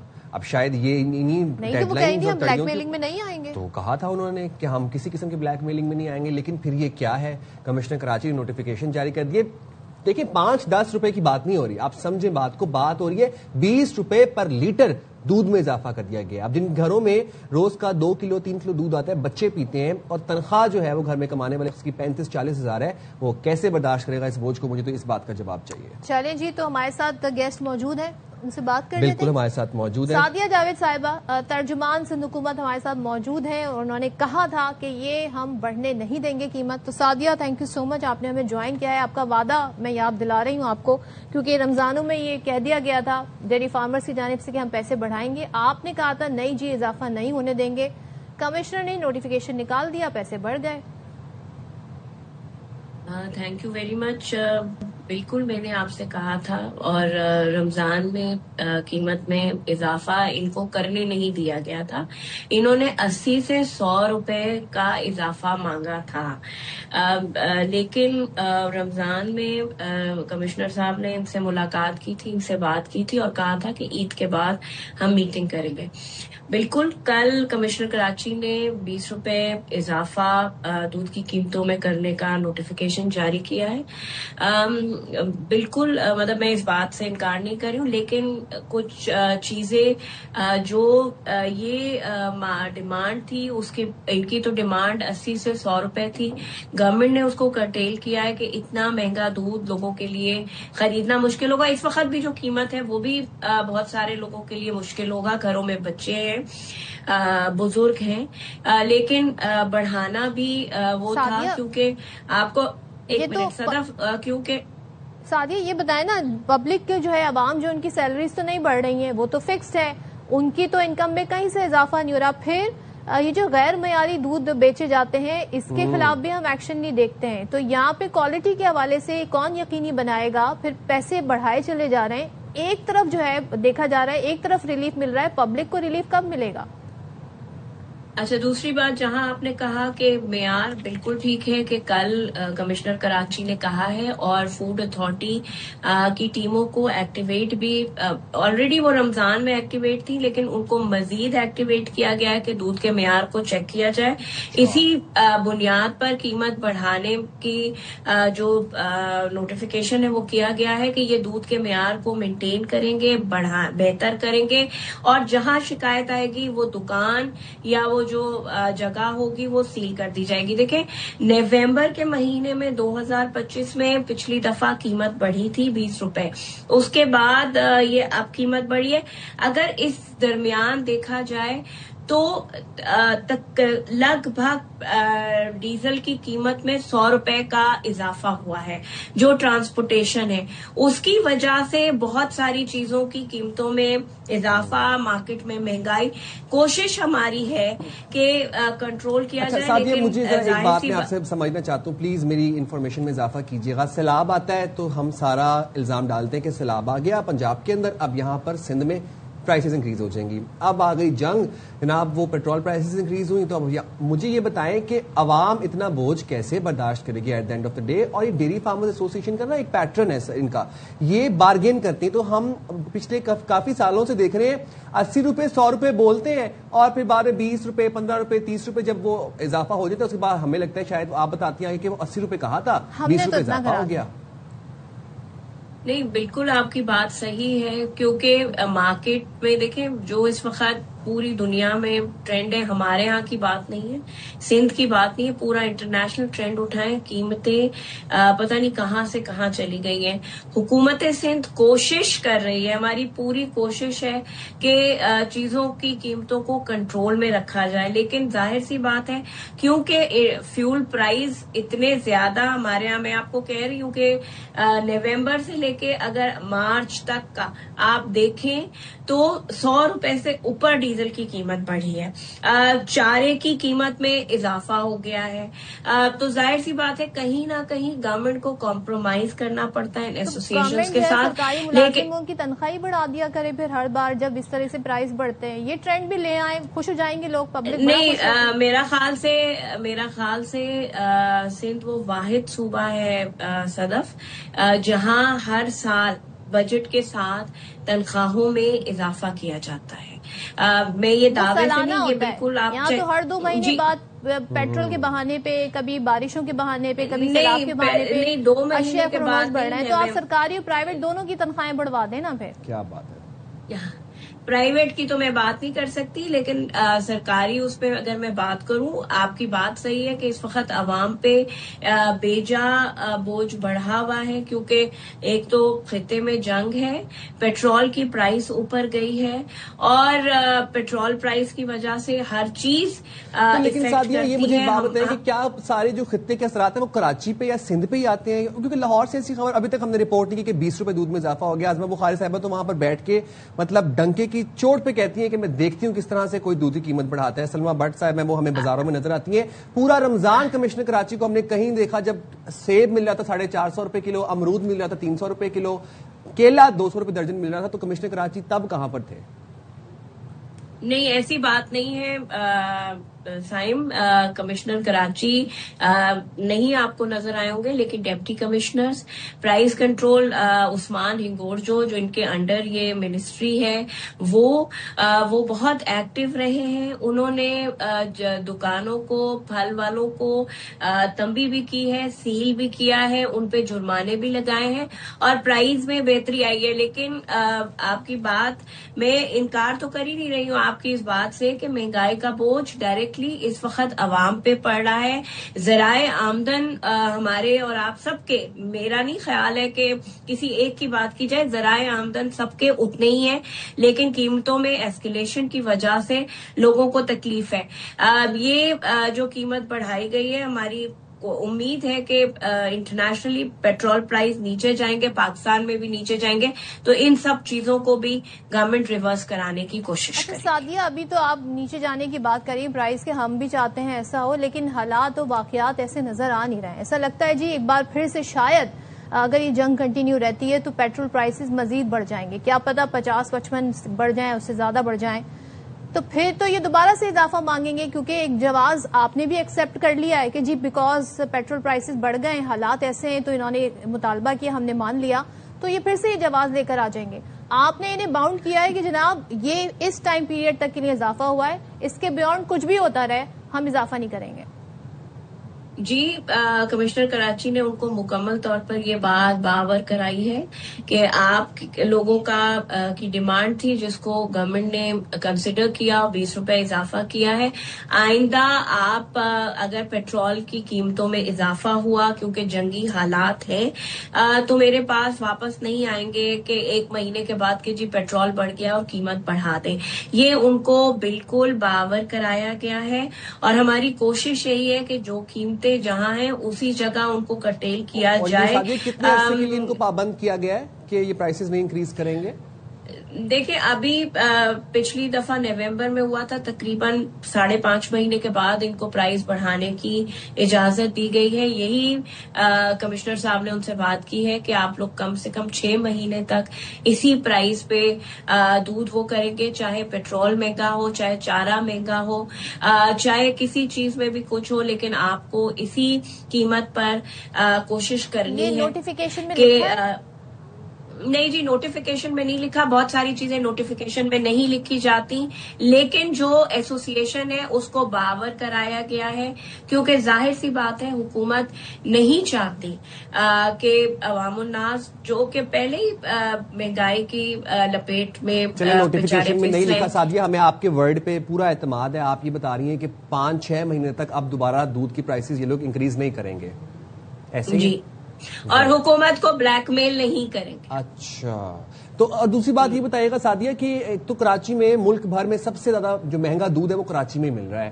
اور اس کے اوپر غیر معیاری کوالٹی، مضر صحت کوالٹی، یا تو کہ بہت کوئی آؤٹ اسٹینڈنگ کوالٹی کا دودھ ہو تو لوگ پھر کہتے ہیں کہ چلیں بڑا زبردست دودھ مل رہا ہے، 10-20 روپے اضافہ چلیں برداشت کر لیتے ہیں، کمپنسیشن کر لیں گے. اب دودھ بھی جو مل رہا ہے وہ بھی غیر معیاری، اور اوپر سے آفرز بھی کیسے چل رہی ہوتی ہیں کہ 1 لیٹر کے ساتھ آدھا لیٹر فری. وہ ظاہر سی بات ہے آدھا لیٹر پانی کے ساتھ پانی ہوتا ہے اس کے اندر. تو یہ کوالٹی مینٹیننس، کوالٹی کنٹرول کون کر رہا ہے اور کون ایشور کر رہا ہے کہ پورا ٹرک جیسا پنجاب میں ہم دیکھتے ہیں طلب کر دیا جاتا ہے دودھ کا؟ کراچی میں بہت کم ہم نے دیکھا کہ پورا ٹرک کبھی ایسے خالی کر دیا ہو دودھ کا سڑک کے اوپر. یہ کب دیکھیں گے ہمیں ایسے اقدامات؟ دیکھیں کل فوڈ اتھارٹی کو جو ہے پھر ایک دفعہ کمشنر نے پابند کیا ہے کہ دودھ کی کوالٹی کو چیک کریں اور جہاں بھی شکایت ہو، اگر وہ دکان ہے تو اس کو سیل کریں، اگر جو ان کے باڑے ہیں وہاں بھی انسپیکٹ کیا جائے اور وہاں شکایت ہو تو دودھ کو تلف کیا جائے اور ان کے خلاف فائن اور سخت سے سخت ایکشن لیا جائے. کیونکہ کل انہوں نے کمٹ کیا ہے کہ جی دودھ کے معیار پہ حکومت کو شکایت نہیں آئے گی، تو اسی لیے کل انہوں نے کمٹمنٹ بھی دی ہے گورنمنٹ کو، اور اس بات پہ ہم نے فوڈ اتھارٹی کو ایکٹیویٹ کیا ہے کہ وہ تمام کراچی میں جہاں سے بھی دودھ سپلائی ہوتا ہے ان باڑوں کو انسپیکٹ کرے، ان کے معیار کو چیک کرے، اور جہاں شکایت ہے ان کے خلاف ان کو سیل کیا جائے اور ان کے خلاف سخت سے سخت فائن کیا جائے. تو ہم پھر اس ویک دیکھیں گے کہ کریک ڈاؤن ہونے جائے گا باقاعدہ؟ ڈپٹی کمشنر جی ٹھیلے والوں کو اٹھا دیتے ہیں، تجاوزات والوں کو، تو یہاں بھی اسی طریقے سے ایکشن ہوگا، معیار پہ کوئی کمپرومائز نہیں کیا جائے گا؟ نہیں جی، بالکل دودھ کے معیار پہ کوئی کمپرومائز نہیں ہوگا. آپ ایکشن دیکھیں گی، فوڈ اتھارٹی ایکشن کرے گا اور جہاں سے شکایت ہوگی اس کے خلاف کارروائی ہوگی. زبردست، ہم فالو اپ رکھیں گے، اور ہم ورنہ ایسے نہ ہونا کہ ایک پیالہ لسی دا باقی سارا کسی دا، تو وہ 1 پاؤ دودھ کے اندر 3 پاؤ اگر پانی مل جائے تو وہ بڑا کام خراب ہے. بہت شکریہ سعدیہ صاحبہ، آپ نے پروگرام کے لیے وقت نکالا. We'll keep following up the updates and we'll let you know کہ کیا صورتحال بنتی ہے، لیکن عوام یہ بوجھ کیسے برداشت کرے گی یہ سوچ کے نا جس طرح ہر 2 مہینے بعد پیسے بڑھا رہے ہیں بائی دا وے پبلک جو ہے. اب اچھا پبلک کی سینٹیمنٹس کیا ہے جب یہ دودھ کے پرائز بڑھے ہیں، تو ذرا وہ ہم آپ کو دکھا دیتے ہیں اس وقت پبلک کہہ رہی ہے. ان کی قیمتوں میں اگر کمی نہیں ہوگی تو ظاہر سی بات ہے ہمیں تو اچھا خاصا فرق پڑے گا. ابھی تو دودھ میں اضافہ ہوا ہے، بہت ساری چیزوں میں بھی اضافہ ہوگا، عوام برداشت کر رہی ہے اور آگے بھی برداشت کرے گی. ڈائریکٹ 20 روپے بلا رہے ہیں تو یہ تو صحیح نہیں ہے نا. 240 روپے کا ہو گیا ابھی، ایسا تو نہیں کرے نا، کچھ تو غریب عوام کا خیال کریں. جس کے گھر میں 2 بچے ہیں یا منیمم 4 بچے ہیں تو پر ہیڈ جو ہے وہ ایٹ لیسٹ 100 روپے 150 روپے جو ہے وہ بڑھے گا، کیونکہ اس کی کنزمپشن تو اتنی ہے لیکن پرائس بڑھے جا رہے ہیں. تو یہ तरीके का बर्डन ही है हर किसी के ऊपर। तो ये आपने सुन लिया अवाम के सेंटिमेंट, ये ऑप्टिक है जनाब, अवाम इस तरह से देख रहे हैं इस इजाफे को। एसीज डीसीज रमजान में हमें सैडली नहीं नजर आए। एसी से मुझे कुछ और याद आ गया, और फिर याद आ गया कि अब गर्मी आने वाली है तो बिजली के बिल भी किस तरह आएंगे पब्लिक के लिए जनाब। बस सीट बेल्ट आप लोग बांध लें, जो हालात इस वक्त हमें नजर आ रहे हैं। हम इकोनॉमी का क्या सूरत हाल है, कारोबार नहीं है, ईद पे हमने देखा कोई खास बिजनेस नहीं हुआ, एलपीजी महंगी, पेट्रोल महंगा, अशिया खुरोनोश की कीमतें महंगी। अब किस तरह ये जो बोझ है ये अवाम पे तो है ही है, लेकिन ये बोझ हमारी मईशत पे कितने ड्रास्टिक इफेक्ट डाल रहे हैं ये जानना बड़े बड़े कारोबार मुतासर हुए हैं, एक्सपोर्ट आपकी मुतासर हुई है, क्योंकि जाहिर है जिस तरीके से बचत, एक तो किफायतशारी का हम आगे की प्लानिंग भी कर रहे हैं, उस वजह से बहुत चीजें खुद भी होल्ड की जा रही हैं। लेकिन ये जो जंग हो रही है इसकी वजह से हम देख रहे हैं कि चाहे वो फैक्ट्री वर्कर हो, चाहे वो बिजनेसमैन हो, हर तबका इससे मुतासर हमें नजर आ रहा है। फिर आए दिन ये आपको खौफ जब रहता है ना मार्केट में कि जनाब पेट्रोल प्राइस बढ़ सकते हैं या जंग जो है तवील हो सकती है, तो फिर आपकी जो स्टॉक मार्केट है वो भी बड़ा डिफरेंटली बिहेव करती हुई हमें नजर आती है। सबकी नजरें जी ऑयल प्राइस पर हैं, एक दिन वो डाउन हो रहा है, एक दिन अप हो रहे हैं। डाउन भी ज्यादा अरसे नहीं रहते हैं, दूसरे ही दिन डोनाल्ड ट्रंप का कोई बयान आ जाता है और सूरत हाल यकदम चेंज हो जाती है। तो ग्लोबली इस जंग ने इकोनॉमी को हिट किया है और तमाम मुमालिक बशमूल पाकिस्तान, आप वहां पे गैस प्राइस देखें, फ्यूल प्राइस देखें, इवन के लोगों में कंपल्सिव बाइंग की इस वक्त हम सूरत हाल देख रहे हैं। लोग होर्डिंग कर रहे हैं चीजों को कि भी हम अभी खरीद लें, आगे जाके प्राइस जो है वो बढ़ जाएंगे। बिल्कुल, तो शामिल गुफ्तगू करते हैं, इस पर बात करेंगे। हमारे साथ मौजूद है माहिर मौशियात आबिद सुलेरी साहब। बहुत शुक्रिया आबिद सुलेरी साहब, आपने प्रोग्राम के लिए वक्त निकाला। ये जो बोझ है, जो इन्फ्लेशन है एकदम से जो सडनली आई है मईशत के ऊपर, इसके क्या असरात पड़े हैं सर? अप्रैल के महीने में क्या ड्रास्टिक होने जा रही है सिचुएशन?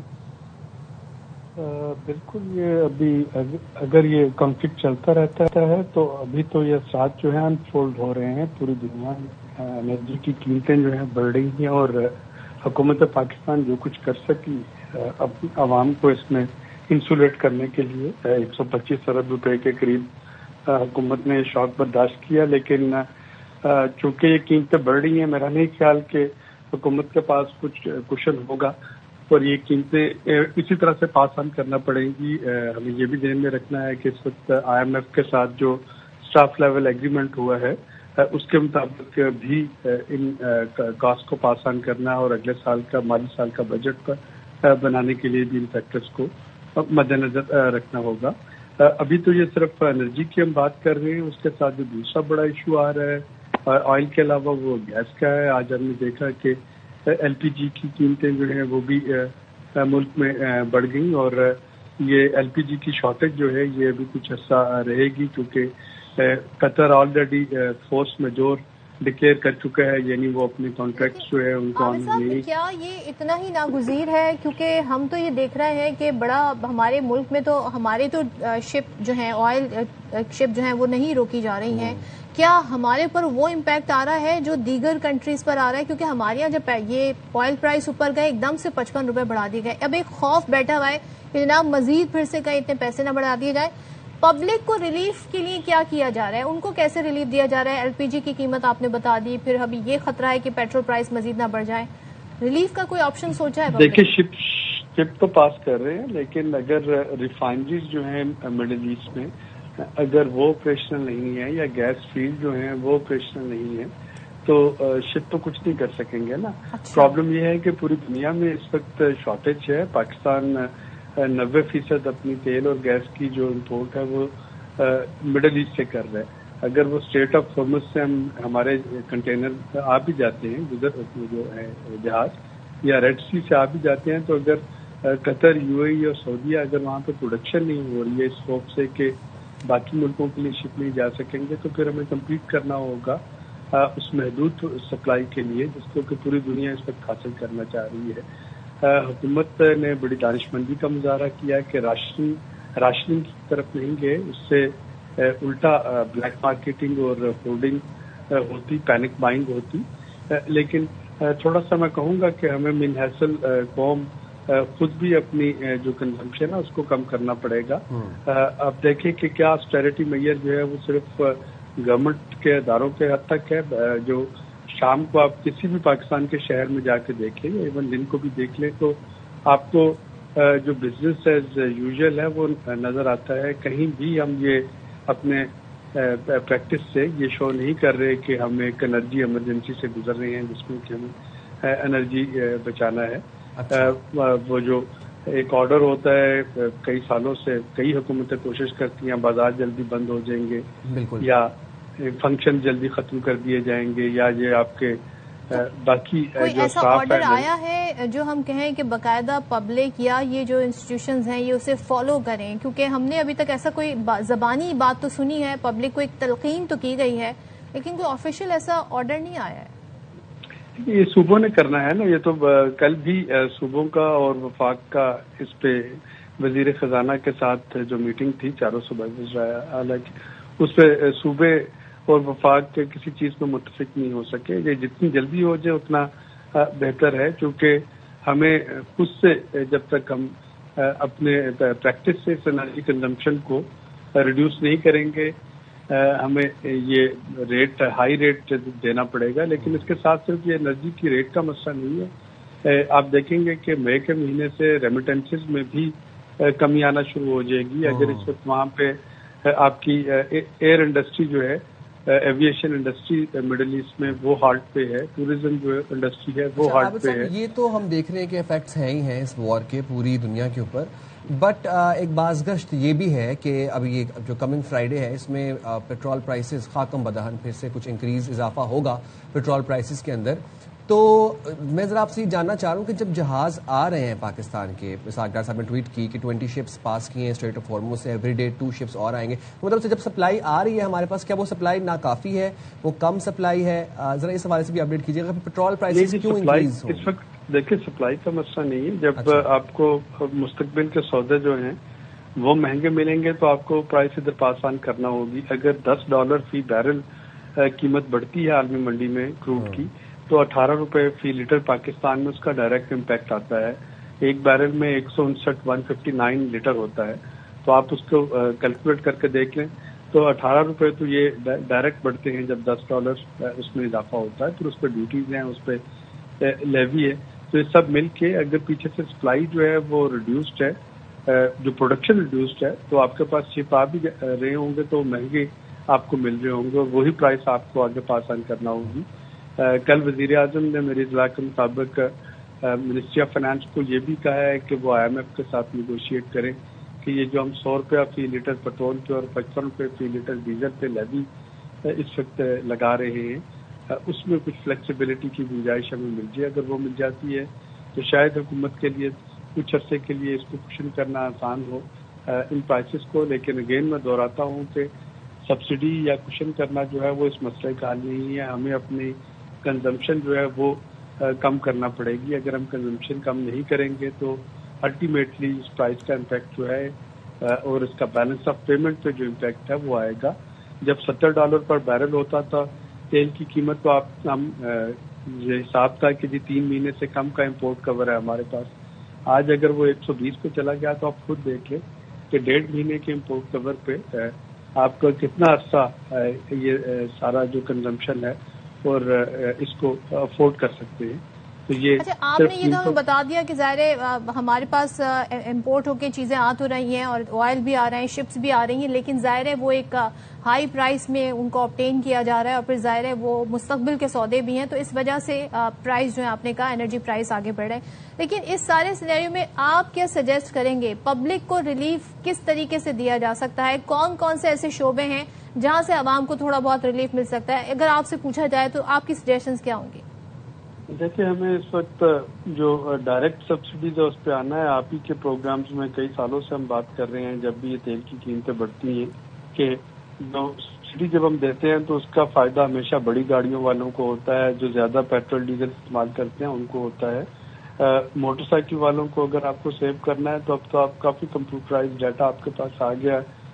ایک تجویز جو کہ میں بار بار کہتا ہوں، میں پھر دہراتا ہوں کہ وہ ساری گاڑیاں ایک سائز اور ٹیکسیشن میں رجسٹرڈ ہیں. بینویر انکم سپورٹ پروگرام کے پاس سب کا پاورٹی سکور کارڈ موجود ہے. FDR کے پاس ڈیٹا ہے. ڈیٹا ٹرائنگولیٹ کر کے ڈائریکٹ کیش ٹرانسفر کرنا شروع کر دیں جو لوگ مستحق ہیں. لیکن جو قیمت ہے اس پہ سبسڈی دینا جو ہے وہ مشکل ہوگا، وہ گورنمنٹ نہیں دے پائے گی. اسی طریقے سے IMF کے ساتھ کچھ بات چیت کر کے وہ جو لیوی ہے، لیوی میں اگر کمی کی جا سکتی ہے تو اس کو فوکس کرنا چاہیے.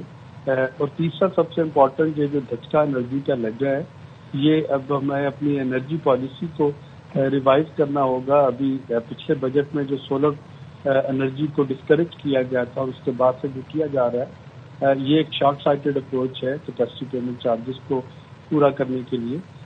یہ جنگ کے بعد دنیا جو ہے وہ انرجی ڈپینڈنسی امپورٹڈ فیول پہ کم کرے گی، اور وہ تبھی کم ہوگی اگر ہم پاکستان میں medium to long term solar energy کو پروموٹ کرنا شروع کریں، گرڈ کنیکٹیوٹی کو، اس کی اسٹوریج کو. اس کے بغیر کوئی چارہ نہیں ہے ہمارے پاس. چل بہت شکریہ عابد سلیری صاحب، آپ نے پروگرام کے لیے وقت نکالا. اور اب یہ جو بوجھ ہے یہ عوام کیسے برداشت کرے گی، will keep following that and will let you نو.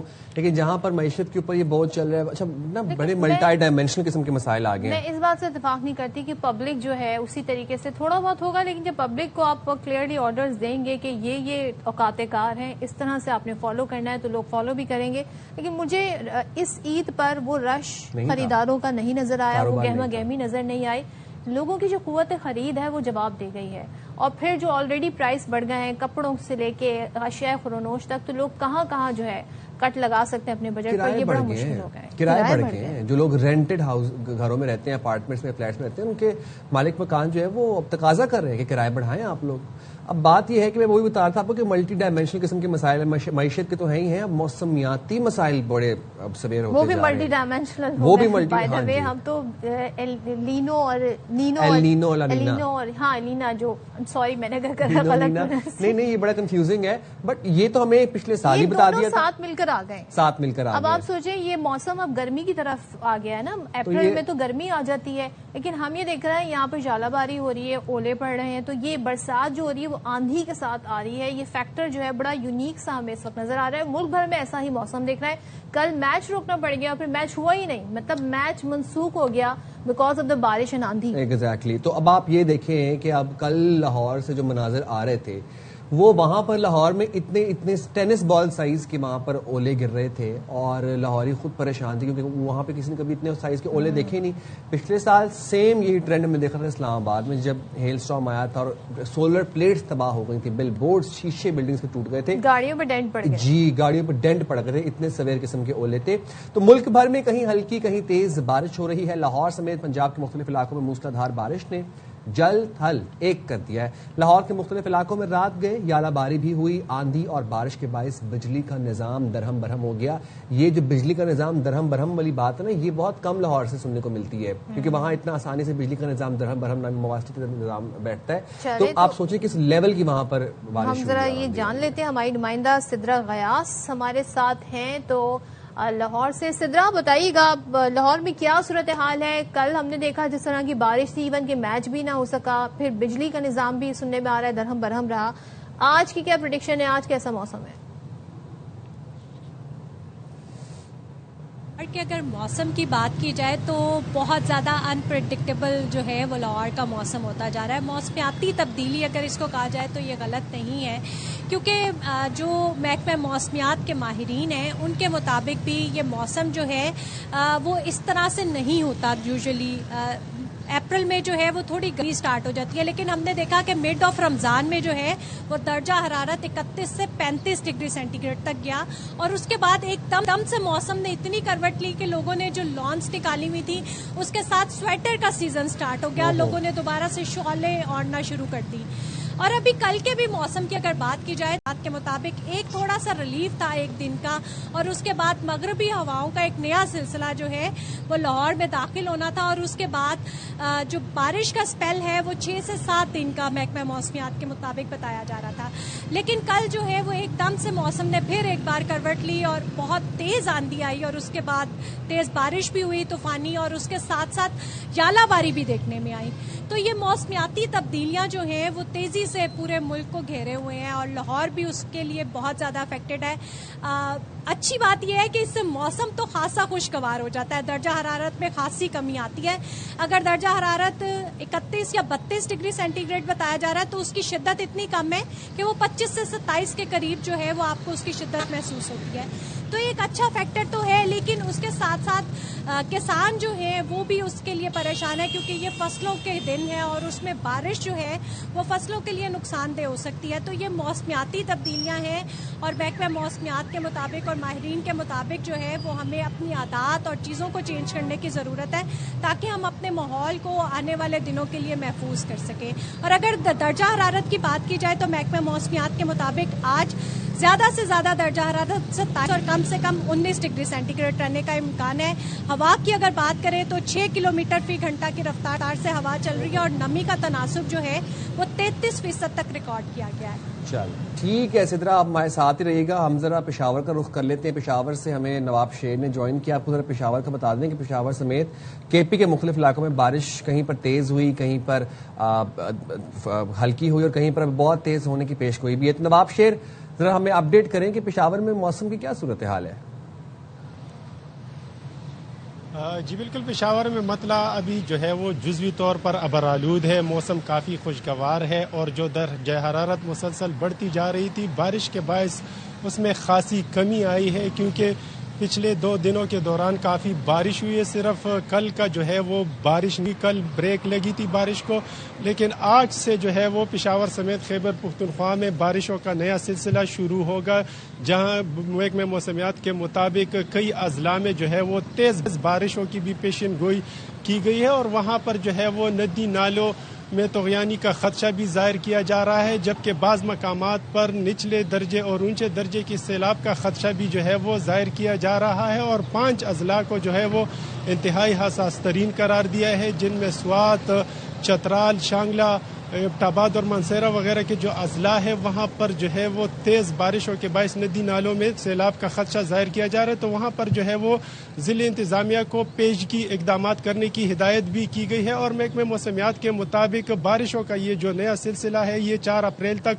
जारी रहेगा, जबकि बाज़ मकामात पर जो है वो ज़ालाबारी का इम्कान भी जो है वो जाहिर किया गया है। और पिछले 48 घंटों के दौरान सबसे ज्यादा बारिश जो है वो चराट में 67 मिलीमीटर, जबकि बनू 45 मिलीमीटर और दीर में जो है वो 42 मिलीमीटर तक रिकॉर्ड की गई है, जबकि पेशावर में जो है वो 39 मिलीमीटर रिकॉर्ड की गई है। पेशावर समेत खैबर पुख्तनख्वा के बेशतर अजला जो है वो इन बारिशों की वजह से जानी और माली नुकसानात भी सामने आए हैं। और PDMA के मुताबिक अब तक इस हालिया बारिशों के बायस 18 अफराद जान बहक हुए हैं, जिनमें 14 बच्चे, 1 मर्द और 3 खवातीन शामिल है, जबकि 72 के करीब अफराद जो है वो जख्मी भी हुए, जिनमें 32 मर्द और 33 बच्चे और 7 जो है वो खवातीन शामिल है। जबकि इन बारिशों के नतीजे में 60 से ज़ायद घरों को नुकसान भी पहुंचा है, जिनमें 51 घरों को जुज़वी नुकसान पहुंचा है, जबकि 9 घर जो है वो मुकम्मल तौर पर मुनहदिम हुए हैं। तो उस मुतासरा अजला में जो है वो PDMA समेत रेस्क्यू की टीमें जो है वो इमदादी सरगर्मियां उन्होंने जारी रखी हुई है, जबकि इसके साथ साथ PDMA और महकमे मौसमियात ने जो है वो जो हसास तरीन अजला है जहां पर तेज़ बारिशों की पेशनगोई की है वहां पर पेशगी इक़दामात करने की हिदायत भी की गई है, जबकि तेज़ बारिशों के बायस लैंड स्लाइडिंग और जिस तरह के मैंने बता दिया है कि नदी नालों में तग़यानी का खदशा भी जाहिर किया जा रहा है, जबकि जो पेशावर, नौशेरा, मर्दान के इलाके हैं यहाँ पर नशीबी तेज बारिश के बायस नशेबी इलाके भी ज़ेर आब आने का खदशा तैयारी की गई है। नवाब शेर हमें आगाह कर रहे हैं पेशावर से। Thank you so much. Sidra Ghiyas Lahore से हमारे साथ थी। और देखिए जी, खैबर पख्तूनख्वा में इस बारिश की तबाहकारियां देखें, कितने ज्यादा लोग जो है वो जाँ बहक हुए और कितने जख्मी हैं, पूरी तादाद हमारे सामने आ गई है। तो दुआ गो है कि अब जो बारिशें हो रही हैं वो इस तरह की जहमत ना बने, अब्रे रहमत ही बनकर बरसे। जरा ये जब बात हो रही है कि क्या क्या एहतियात आपने करनी है, तो जरा हम आपको बता दें, क्योंकि कराची के हवाले से भी प्रेडिक्शन है बारिशों की और पूरे मुल्क में ही ज़ाहिर है ये सेफ्टी मेजर्स जो हैं वो लिए जा सकते हैं। तो कराची से बता दें, तेज हवाओं के साथ आज बताया जा रहा है जी बारिश की पेशगोई है। بارشوں کے نئے سلسلے کا جو یہ سسٹم ہے اس کے تناظر میں ہائی الرٹ رکھا گیا ہے اور خبردار کیا گیا ہے کہ تیز ہواؤں آسمانی بجلی کے باعث بجلی کے جو کھمبے ہیں، بجلی کے جو پولز ہیں، بل بورڈز ہیں، سولر پینلز ہیں، ان کو نقصان پہنچ سکتا ہے۔ تو ایسے میں اب آپ نے کیا کرنا ہے کہ اگر آپ کسی پبلک سپیس پہ ہیں، آپ نے پلیز بل بورڈز کے نیچے نہیں کھڑے ہونا، درختوں کے نیچے نہیں کھڑے ہونا، غیر ضروری طور پہ گھروں سے غیر ضروری طور پہ گھر سے پلیز نہیں نکلیں۔ یہ بارش انجوائے کرنے والی نہیں ہے۔ بچوں کو باہر گلیوں میں نہانے سے ان کو روکیں، ان کو ریزسٹ کریں، بچوں کو خاص طور پر باہر نہ نکلنے دیں۔ دوسری بات یہ کہ پانی جہاں پر کھڑا ہے وہاں پر آپ کو پتہ ہے الیکٹروکیوشن کے واقعات بھی ہو جاتے ہیں، تو پانی اگر کہیں پر کھڑا ہے اس میں ٹپے مار کے نہیں جانا، آپ نے اس کو پلیز سائڈ سے گزر کے آپ لوگ نکل جائیں۔ یہ آپ لوگوں کی سیفٹی ایڈوائزری ہے۔ کراچی میں جی طاقت پر یہ مغربی سسٹم ہے، آج بلوچستان کے راستے سندھ میں داخل ہوگا اور 4 اپریل تک یہ یہاں پر رہے گا۔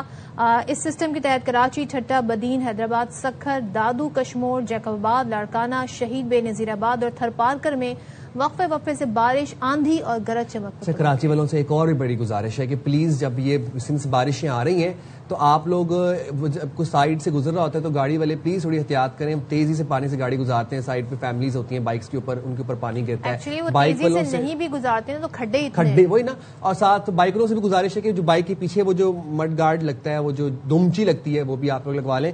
موونگ فارورڈ جناب، کے پی کی ہم بات کرتے ہیں۔ ابھی کے پی کے بالائی اضلاع میں گلیشیائی جھیلوں پھٹنے کا شدید خدشہ ہے، مطلب گلوف کا شدید خدشہ ہے۔ شدید بارشوں اور گلیشیئرز کے پگھلنے کے باعث فلیش فلڈنگ، لینڈ سلائڈنگ اور جھیلوں کے پھٹنے جیسے خطرناک واقعات کا امکان ہے۔ یہ ابھی سے امکانات آنا شروع ہو گئے، ابھی تو مونسون آنا ہے۔ پی ڈی ایم نے ضلعی انتظامیہ کو حساس مقامات کی نگرانی، فوری وارننگ سسٹم فعال رکھنے اور انخلاء مراکز کو مکمل سہولیات سے لیس کرنے کی چلے تو کیا سہولیات فراہم کی جائیں گی، کیا ہدایات کی گئی ہیں، اس پر بات کر لیتے ہیں۔ ترجمان پی ڈی ایم انور شہزاد ہمارے ساتھ موجود ہیں۔ انور صاحب، تھینک یو سو مچ۔ ذرا ہمیں بتائیے گا، خاص طور پہ اگر ہم خیبر پختونخوا کے حوالے سے بات کریں تو گلیشیئر کے پگھلنے سے جس طریقے سے ہم دیکھ رہے ہیں وہاں پر جھیلیں پھٹنے کے خطرات بھی ہیں، کیا خطرات ہیں، ممکنہ چیلنجز کیا ہیں ان بارشوں کی وجہ سے؟ بالکل جی، خیبر پختونخوا میں پچھلا منتھ جو تھا وہ کافی زیادہ بارشوں کی وجہ سے ٹینس رہا ہے۔ جو لاسٹ 10 ڈیز تھے پچھلے منتھ کے وہ کافی زیادہ ٹینس تھے، کیونکہ 25 مارچ سے جو بارشیں ہوئی ہیں 31 مارچ تک لگاتار وہ بہت تیز بارشیں تھیں، جس کی وجہ سے کافی زیادہ ڈیمیجز سامنے آئے ہیں۔ رپورٹ میں آپ لوگوں نے دیکھ لیا ہے، کافی زیادہ ڈیمیجز ہوئے ہیں کیونکہ بہت زیادہ تیز بارشیں تھیں۔ تو آج رات سے بھی جو ہے ایک بارشوں کا نیا سلسلہ شروع ہوگا جو 4 اپریل تک جاری رہے گا۔ لیکن محکمہ موسمیات کی ویدر آؤٹ لک کو دیکھا جائے تو اپریل کا مہینہ بھی جو ہے اس میں بھی کافی زیادہ بارشیں ہیں اور کافی زیادہ شدت سے بارشیں ہیں۔ جب بارشیں کافی زیادہ تیز ہوتی ہیں تو جو پہاڑوں پہ گلیشیئرز موجود ہوتے ہیں ان کے پگھلنے کا خدشہ بھی کافی زیادہ ہوتا ہے۔ تو پی ڈی ایم اے کی جانب سے ایک گلوف ایڈوائزری بھی جاری کر دی گئی ہے۔ وہ علاقے جہاں پر گلیشیئرز موجود ہیں، جس میں سوات ہے ہمارے پاس، کوہستان ہے، دیر اپر ہے، دیر لوور ہے، چترال اپر اور چترال لوور، ایسے علاقے ہیں جہاں پر گلیشیئرز موجود ہیں اور ٹورسٹ کافی زیادہ ان علاقوں کی جانب سفر کرتے ہیں۔ آبادیاں جو ہیں یہاں پر کافی زیادہ ہیں، تو یہاں پر جو ہے کافی زیادہ احتیاطی تدابیر ہم نے اختیار کرنے کے لیے ایڈوائزریز ایشو کی ہیں تاکہ اس طرح کا کوئی ناخوشگوار واقعہ سامنے نہ آئے، کیونکہ تیز بارشیں ہیں، بارشوں کے ساتھ ژالہ باری بھی ہے۔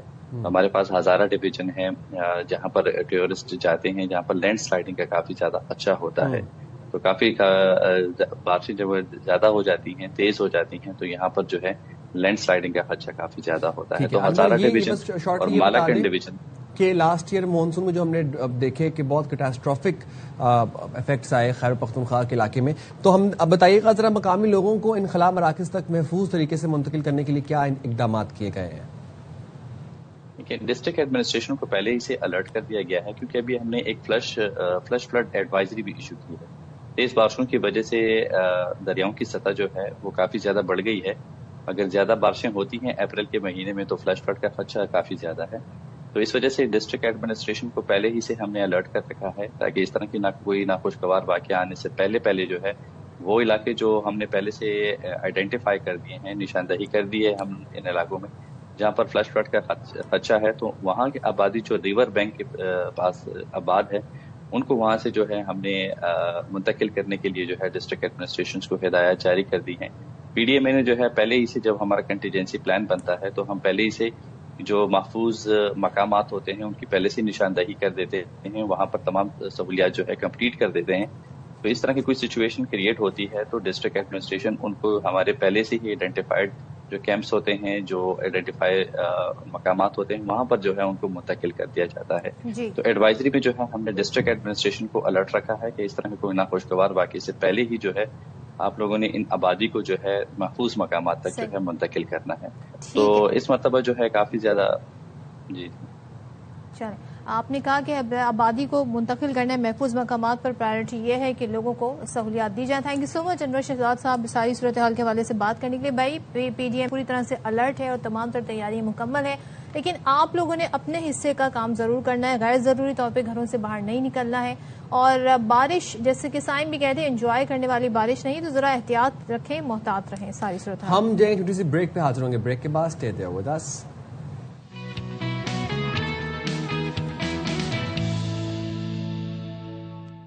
Welcome back to Bakhabar Savera جناب. اور آپ کو ہم خبر تو دے چکے ہیں کہ نہ صرف دودھ کی قیمتوں میں اضافہ ہوا ہے بلکہ ایل پی جی کی قیمت میں بھی اضافہ ہوا. اوگرا نوٹیفیکیشن جاری کیا، لیکن ایل پی جی سیلرز جو ہیں وہ کون سا اوگرا کا نوٹیفیکیشن مانتے ہیں؟ وہ تو اپنی مانی کے مرضی کے ریٹ کے اوپر ایل پی جی سیل کر رہے ہیں، اور یہ اسکیم ریٹ. ایل پی جی نے فی کلو قیمت میں 78 روپے، ٹھیک ہے، آئی تھنک 78 روپے 28 پیسے کا اضافہ کیا ہے. اب نئی قیمت ہو گئی ہے 304 روپے 12 پیسے. 304 روپے 12 پیسے مقرر ہو گئی ہے.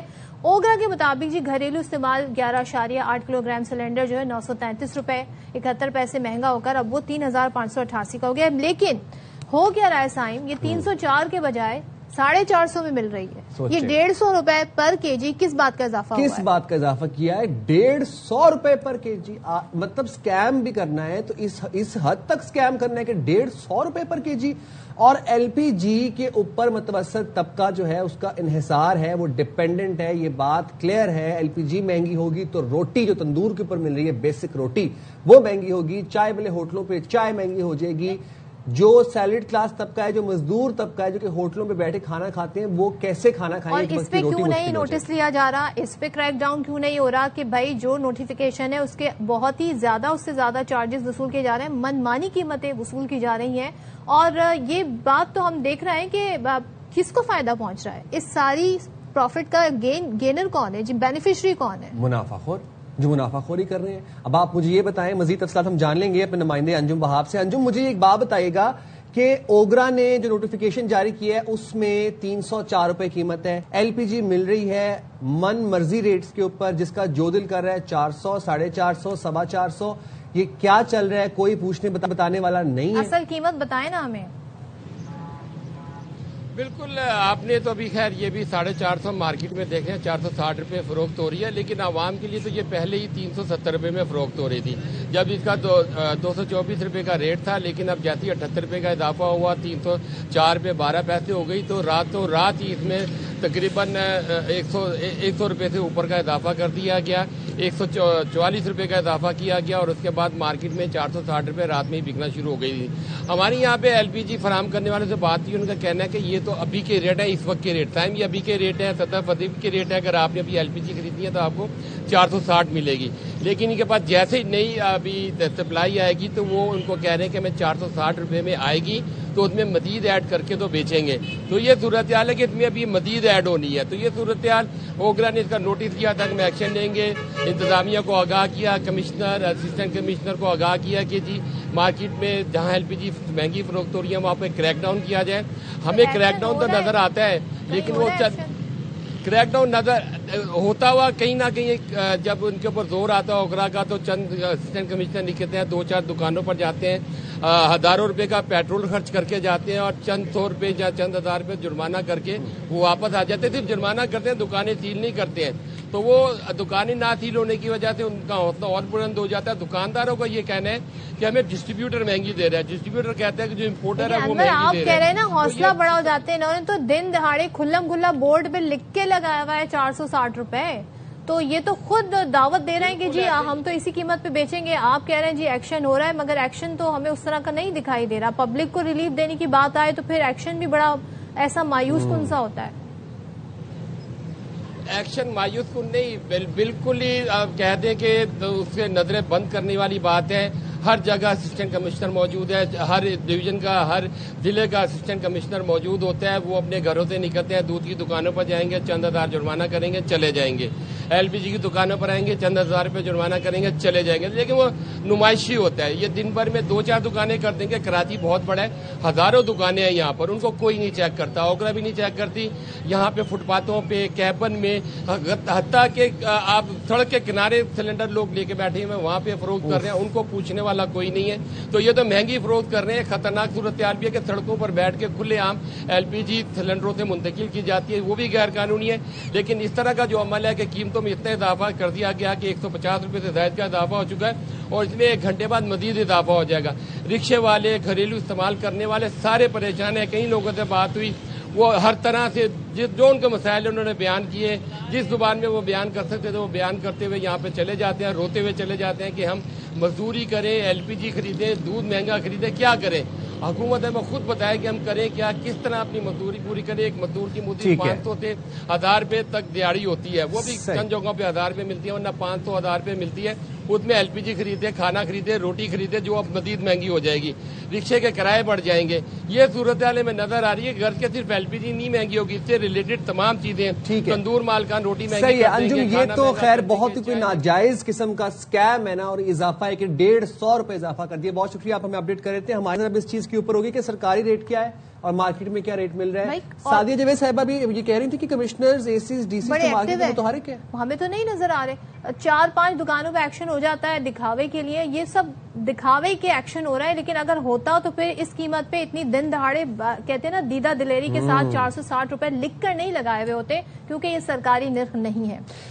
हमारे प्रोग्राम का वक्त यहाँ पे हुआ है खत्म। हमें दीजिए इजाजत। अल्लाह हाफिज। पाकिस्तान जिंदाबाद।